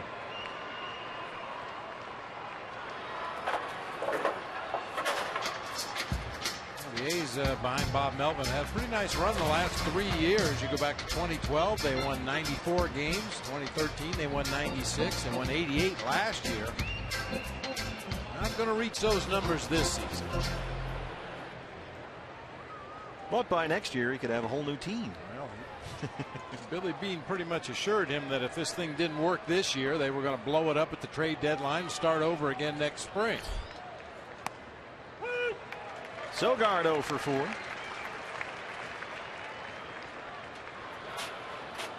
$15.5 back of the Astros in the AL West. Surprised Texas has hung in as close as they are. A lot of injuries. Went out and got Cole Hamels. They're sort of rebuilding things.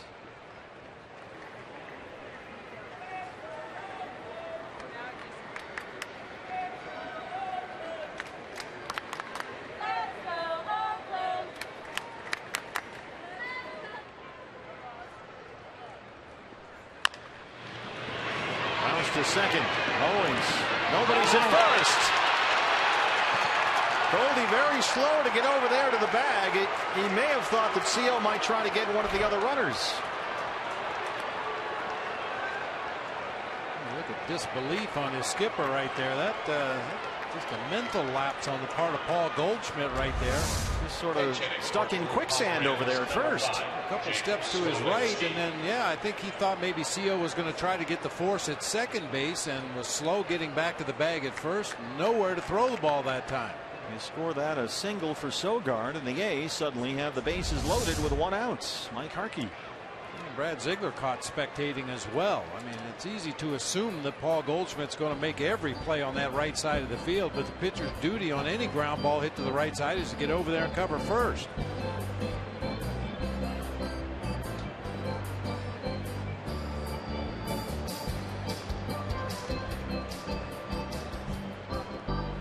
So you've got Fegley, the catcher, at third, Simeon at second, and Sogard at first, and Jake Smolinski will hit for the pitcher.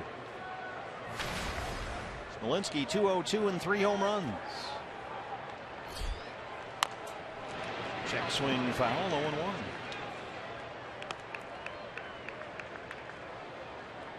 Smolinski just 17 games with Oakland this year. He came over from Texas, and he's done well with the A's. 308, including a pair of homers.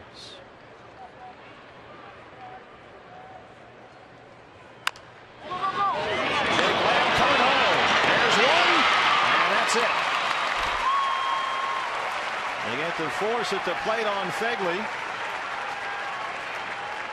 Smolinski's aboard. Bases loaded. 2 outs now. Slowly hit ball. No chance to turn 2 anywhere around the diamond. So take the sure out there at home plate. Keep the A's off the board.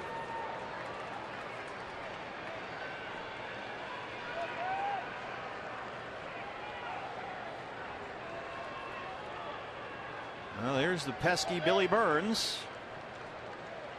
Interesting matchup here for Brad because he always tries to keep it on the ground, but this guy excels at just sort of slapping it through holes in the infield. Bases full, 2 outs.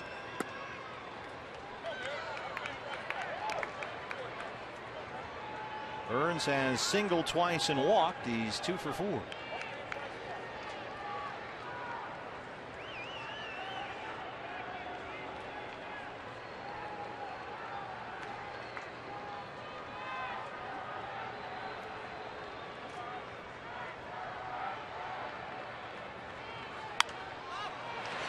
Toward the seats.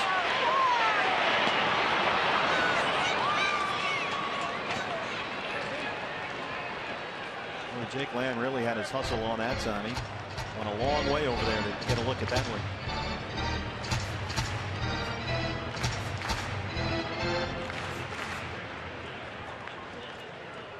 Sunlight now has passed over the batter's box area. Mound and plate encased in shadow.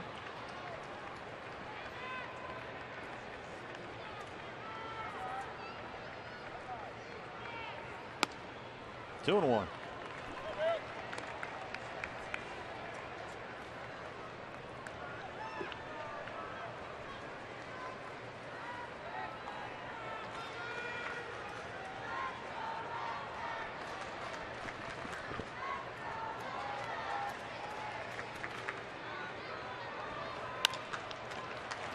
down to second. Owens has it. And Ziegler wiggles off the hook. He leaves him loaded and keeps it a 4-4 ball game.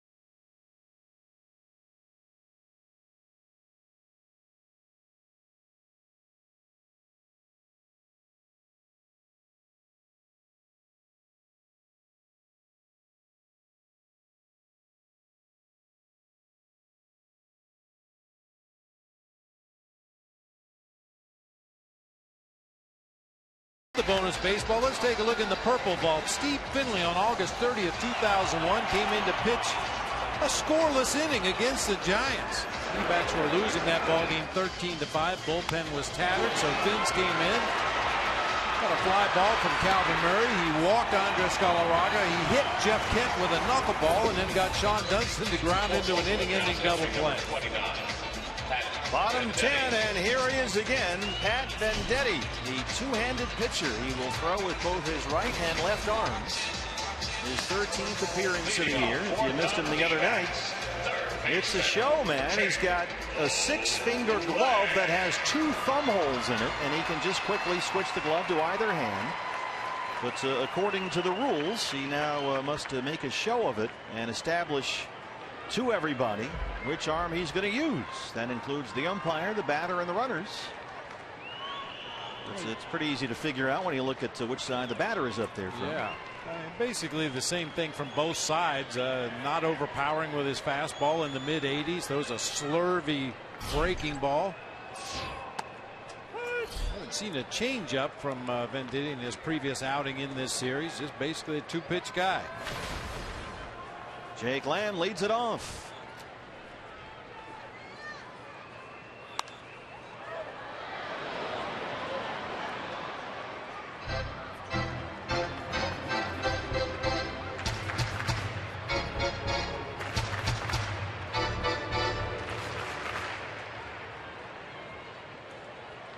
Venditti attended Creighton University. Was originally drafted by the Yankees, was in their system for a long time. And he strikes out Lamb to open up the 10th.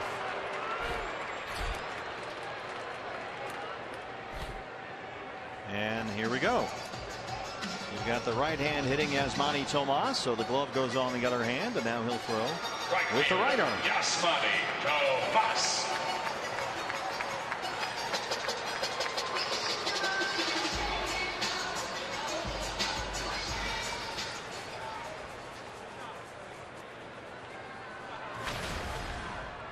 Yasmani Tomas singled and scored in the second.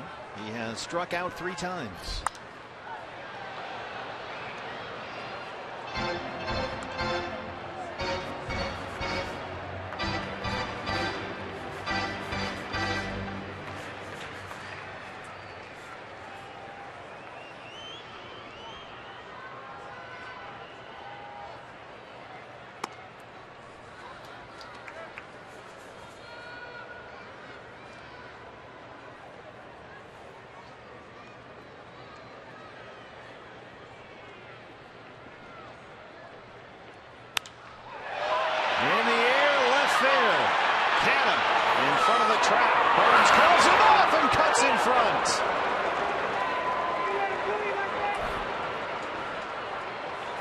Billy Burns had to jump up high in the air and cut directly in front of Canada left fielder just to get a glove on that one.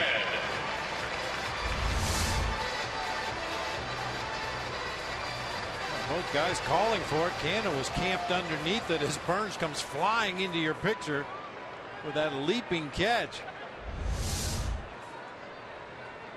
Generally, the corner outfielder will give way to the center fielder on a high fly ball like that, but it appeared Canada wasn't going to give it up. Nick Ahmed, let's see if Canada gets this one. A late break, but he runs it down. He spent half the year playing first base. He's certainly played enough outfield for that not to be an issue. We'll go to the 11th. It's 4-4.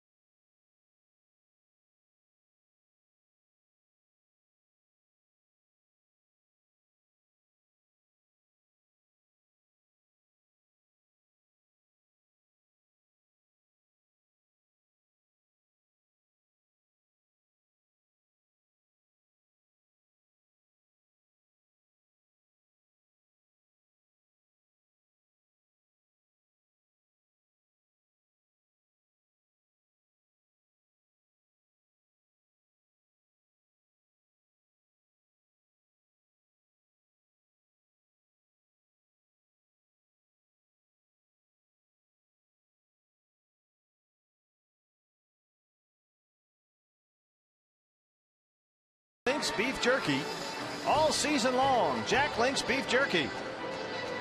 Feed your wild side. Feed it. 11th inning. Pat Venditti. Have a look. Either arm.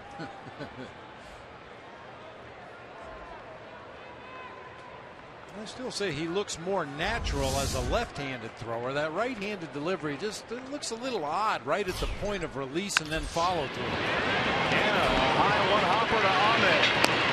Well, Nick Ahmed, you'd take those plays for granted because he makes them every time, but he's so quick to get rid of the ball and make that long throw, even from deep in the hole. It seems like it takes him a millisecond to catch and release.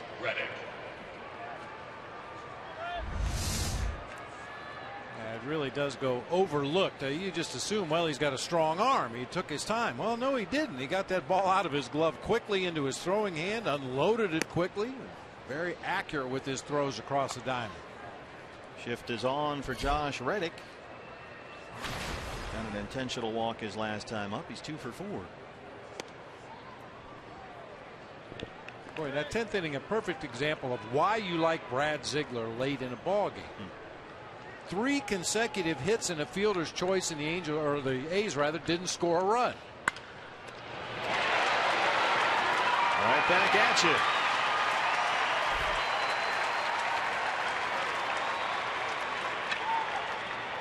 Well, you knew that if anybody could get out of that mess, it would be him.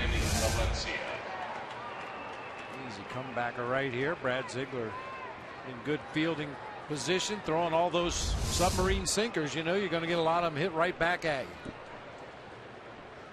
2 outs for Danny Valencia. Well, the beauty, I guess, if you're Bob Melvin, you can just have this guy pitch the whole rest of the game. Just keep switching arms. Right? One gets sore, just use the other arm. Yeah, and we see pitchers go back to the dugout between innings, and sometimes they'll just put on the one sleeve of the jacket. If they're a right-hander, they put the right sleeve on. Well, Venditti's got to cover them both up, keep them warm. Base hit. Valencia bangs it into left. A 2-out single. His second hit today.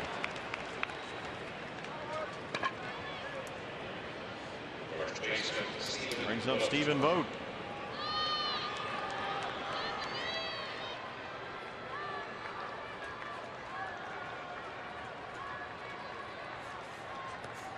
Vogt has 5 hits and 4 RBIs in the series, including 2 homers. He homered to lead off the 4th against Alan Webster.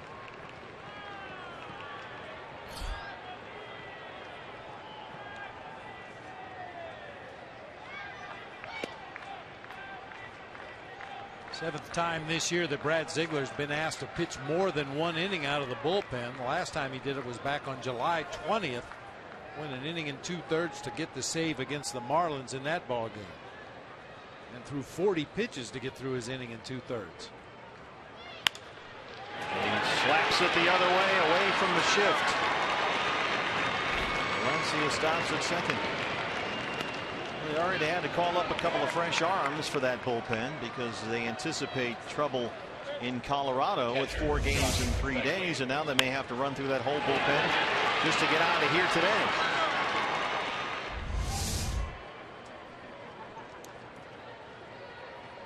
Josh Phegley now.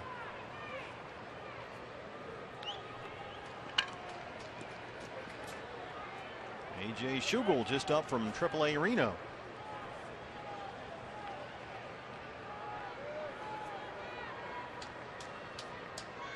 Phegley singled his last time up, 1 for 5.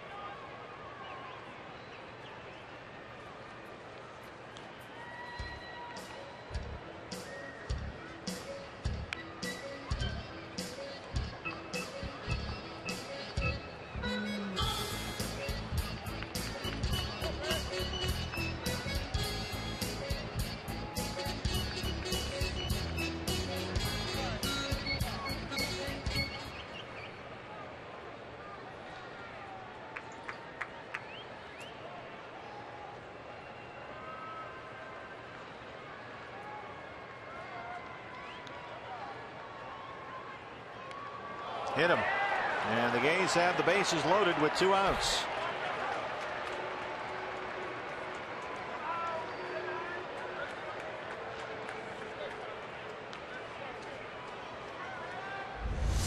Long discussions between Beef Wellington and Brad Ziegler. Backup slider that time. A lengthy discussion before they settled on that pitch, and then Brad thumps him in the leg with the delivery. Now Mike Harkey's going to come out and join the conversation quickly. Apparently.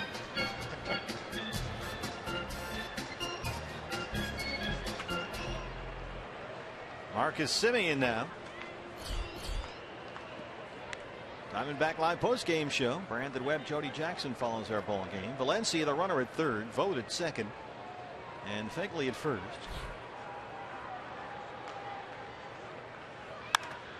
And that's a base hit. Valencia scores. They are waving Vogt. Here's the throw from Tomas. It's cut off. 6-4 A's.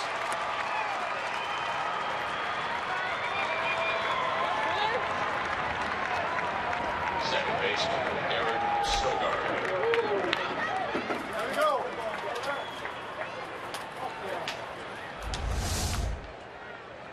That seeing eye ground ball, the curse of a sinker ball pitcher. Most hitters are going to put the ball on the ground when they make contact. Unfortunately, this one finds a hole in the right side of the field to drive home a couple. And that will send Brad Ziegler to the showers.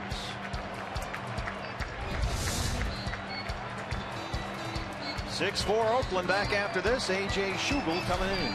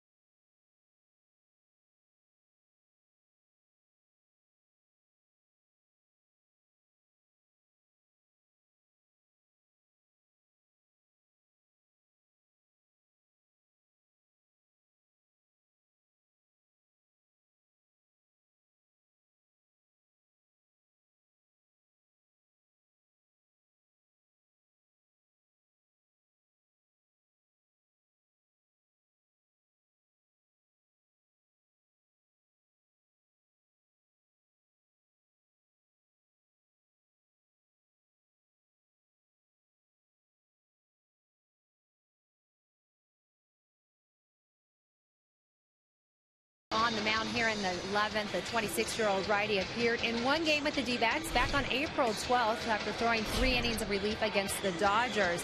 Since then, AJ described his season as a bit of a roller coaster. He posted a 3.02 ERA in his last 11 starts. He was scheduled to start today, so he's ready to go. He was going to go in Reno, but now here he's back. He said he was very surprised to get the call before September, he told me, but after getting a taste of the bigs back in April, he said it's been on his mind all year long, and he wants to go out there and show the team this is where he belongs. He has split the season between AA Mobile and AAA Reno. Opened up with the Bay Bears, did very well there. 12 starts, went 7-2, a 2.21 ERA. And when he got to AAA Reno, as sometimes happens at Reno and in the Coast League, the numbers just ballooned. 2 runs in for the A's, 2 on and 2 out. And it's Eric Sogard, the second baseman.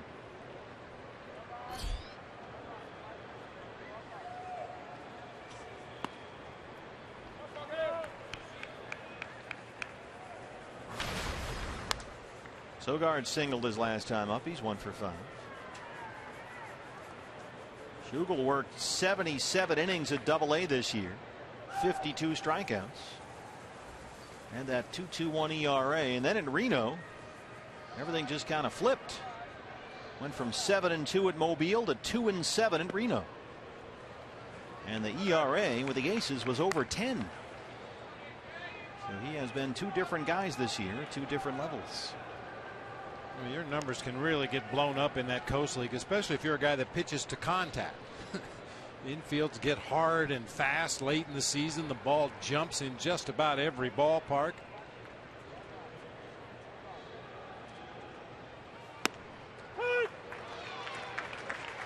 This is a guy with a good fastball, good sink to it. He can hump it up mid-90s when he wants to. And a little bit of a quirky delivery, some herky jerkiness there.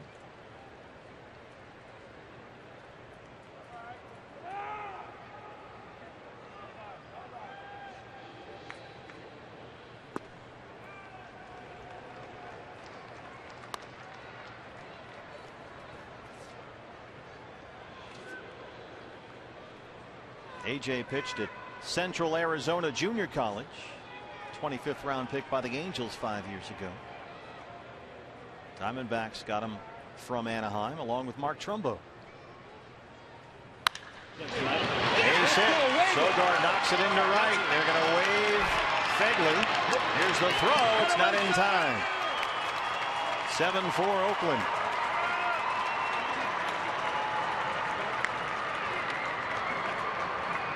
It feels so awkward.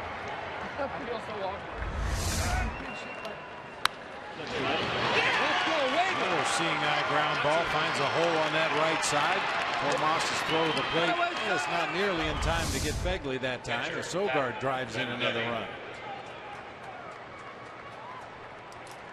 Simeon stops at third. They had Brett Lawrie out there in the on-deck circle. But now with a 7-4 lead, the pitcher, Pat Venditti, will take the at-bat. This is the pitcher's spot. So they recall Lawrie. And they let Venditti hit and then try and finish off the bottom of the 11th.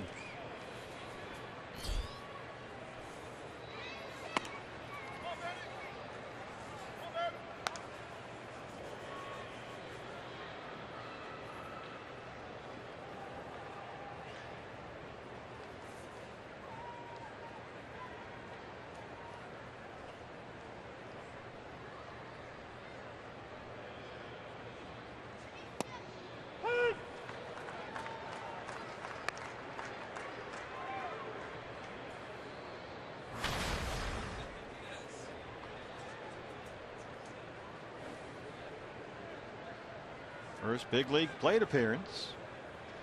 Can he switch hit? I was just thinking the same thing. No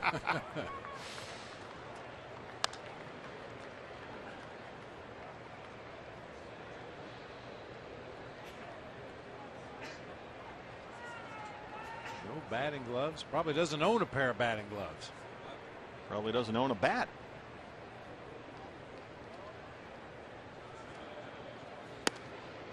Two and two. He's listed as a switch hitter and a switch thrower.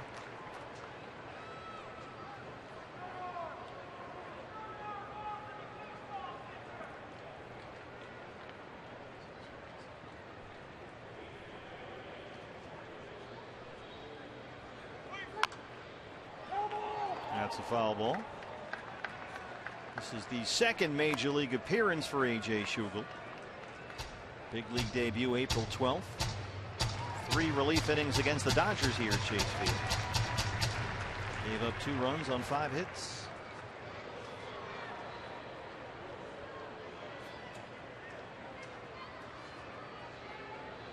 And if you're on the Twitter, you can find A.J. Schugel at Shug Knight. That's his Twitter handle. Okay.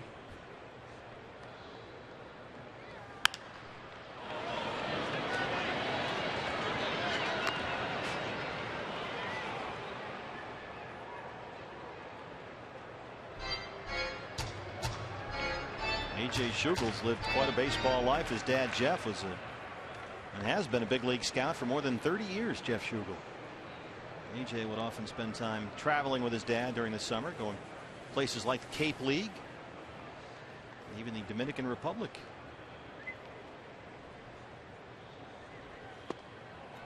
Three and two.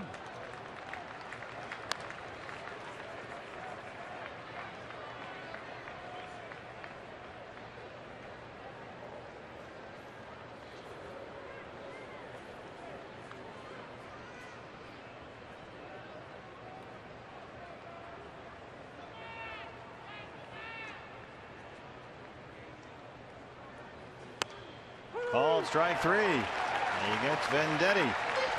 But the A's get 3. Bottom 11 coming up. Diamondbacks down 7-4.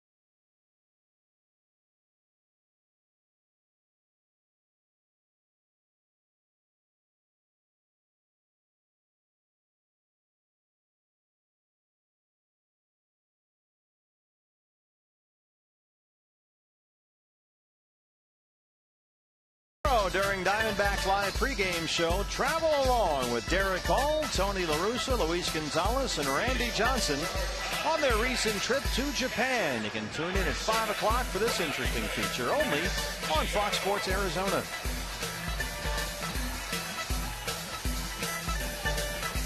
Here in Phoenix, bottom 11 Diamondbacks. Down 7-4, and Pat Venditti in line for the win. Boy, that top of the 11th inning. Diamondbacks got 2 ground ball outs, and then with 2 outs, 5 straight Oakland batters reached base. 3 of them scored, and here we are. Wellington Castillo is first at bat today. 243 and 17 homers. A pair of hits in the series, a double and an RBI Friday.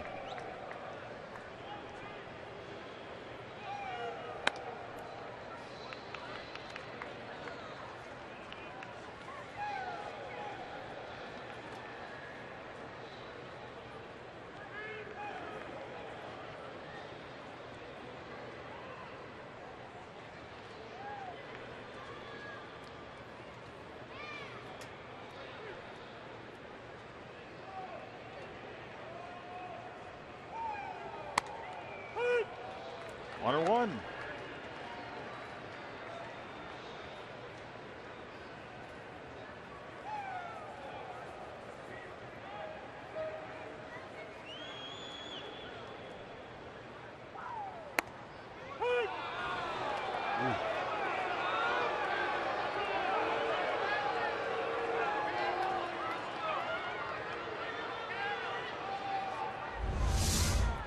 Appeared to be down. That's what the Diamondbacks bench is yelling out to Ryan Blakey behind home plate. A little sinking action on that fastball. Might have taken it just below the strike zone.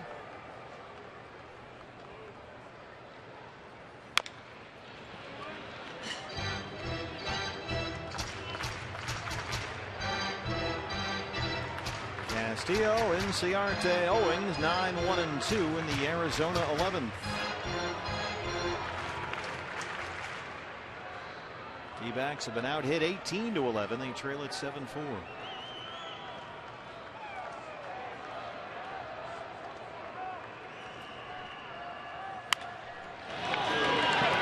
Simeon, the jump throw.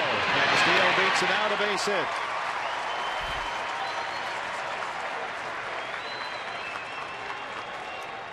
Castillo's now hit safely in 7 of his last 8 games. Brings up Ender Inciarte, who led off the bottom of the 9th with a tremendous at bat against Drew Pomeranz, who came up and in near the head about 3 times in the AB. And they had a little moment here. Ender calmed down, fouled off some pitches, and had a leadoff single. Later scored the tying run.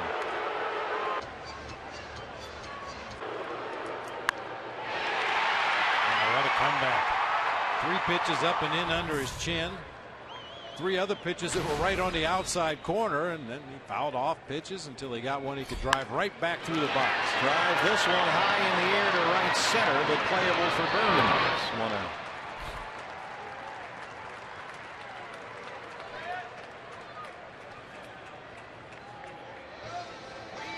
Second base. Chris Owings now.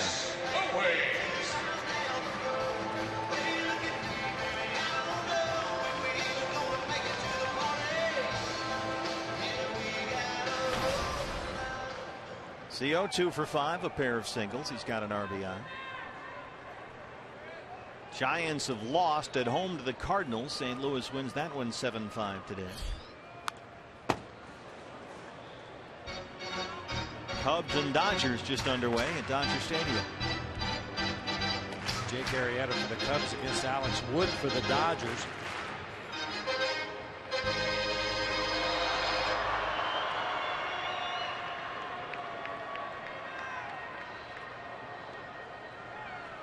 A Yankee Atlanta score, you may notice. That's out of play. On the big board says Atlanta 6, Yankees 0. Yeah, how about that? The Braves shut them out 6-0. No, not so much. Wait, what? It was actually 20-6 Yankees. There's no spot for a 2 on the board there. Well, that was a rough series for the Braves. They had Johnny Gomes pitching Friday night.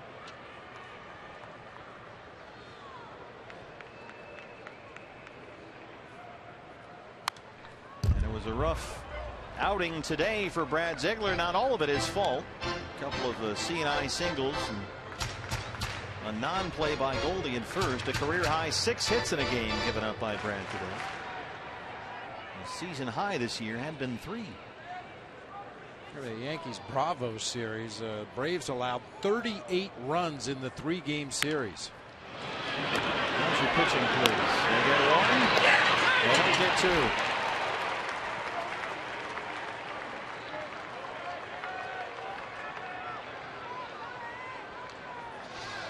Here's Goldie. First baseman, Paul Goldschmidt.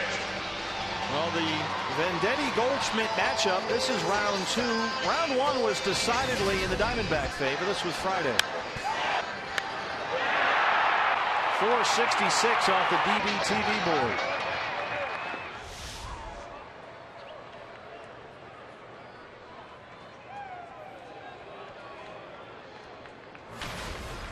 Diamondbacks need 1 more base runner here. Get the tying run to the plate. Peralta on deck.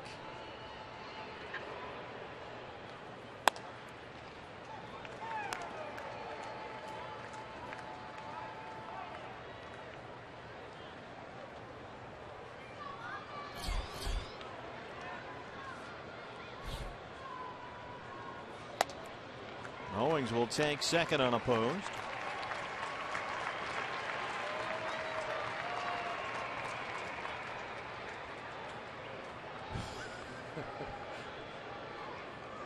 There's always that. There's always that. Even if you just get the 1 run, that's something.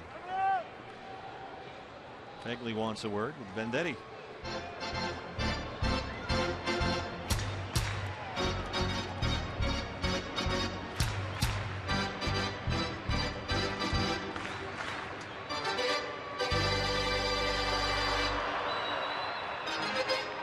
Goldie singled his last time up. He's also walked twice today.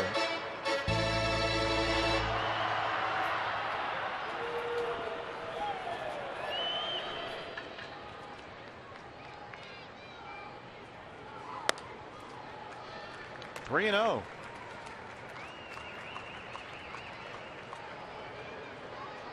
Venditti doesn't look like he's real excited about throwing anything too close to that strike zone here to Goldie. Now that one in there, 3 and 1. Need one more base runner for Peralta.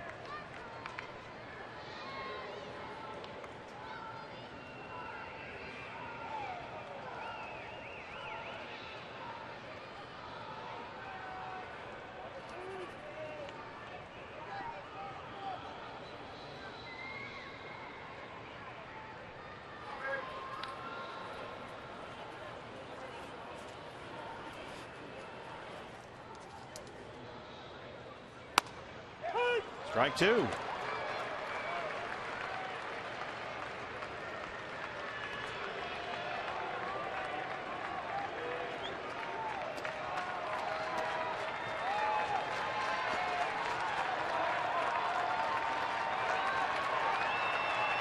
Three and 2. Sends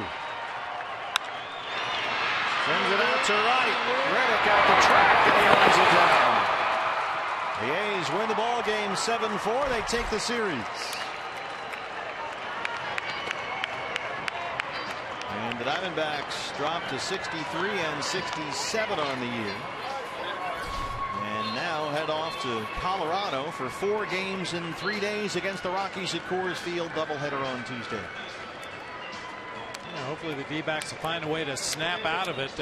Ugly 4-game series against the St. Louis Cardinals. Dropped 2 out of 3 to one of the worst teams in baseball. Got to find a way to right the ship quickly on that flight to Colorado.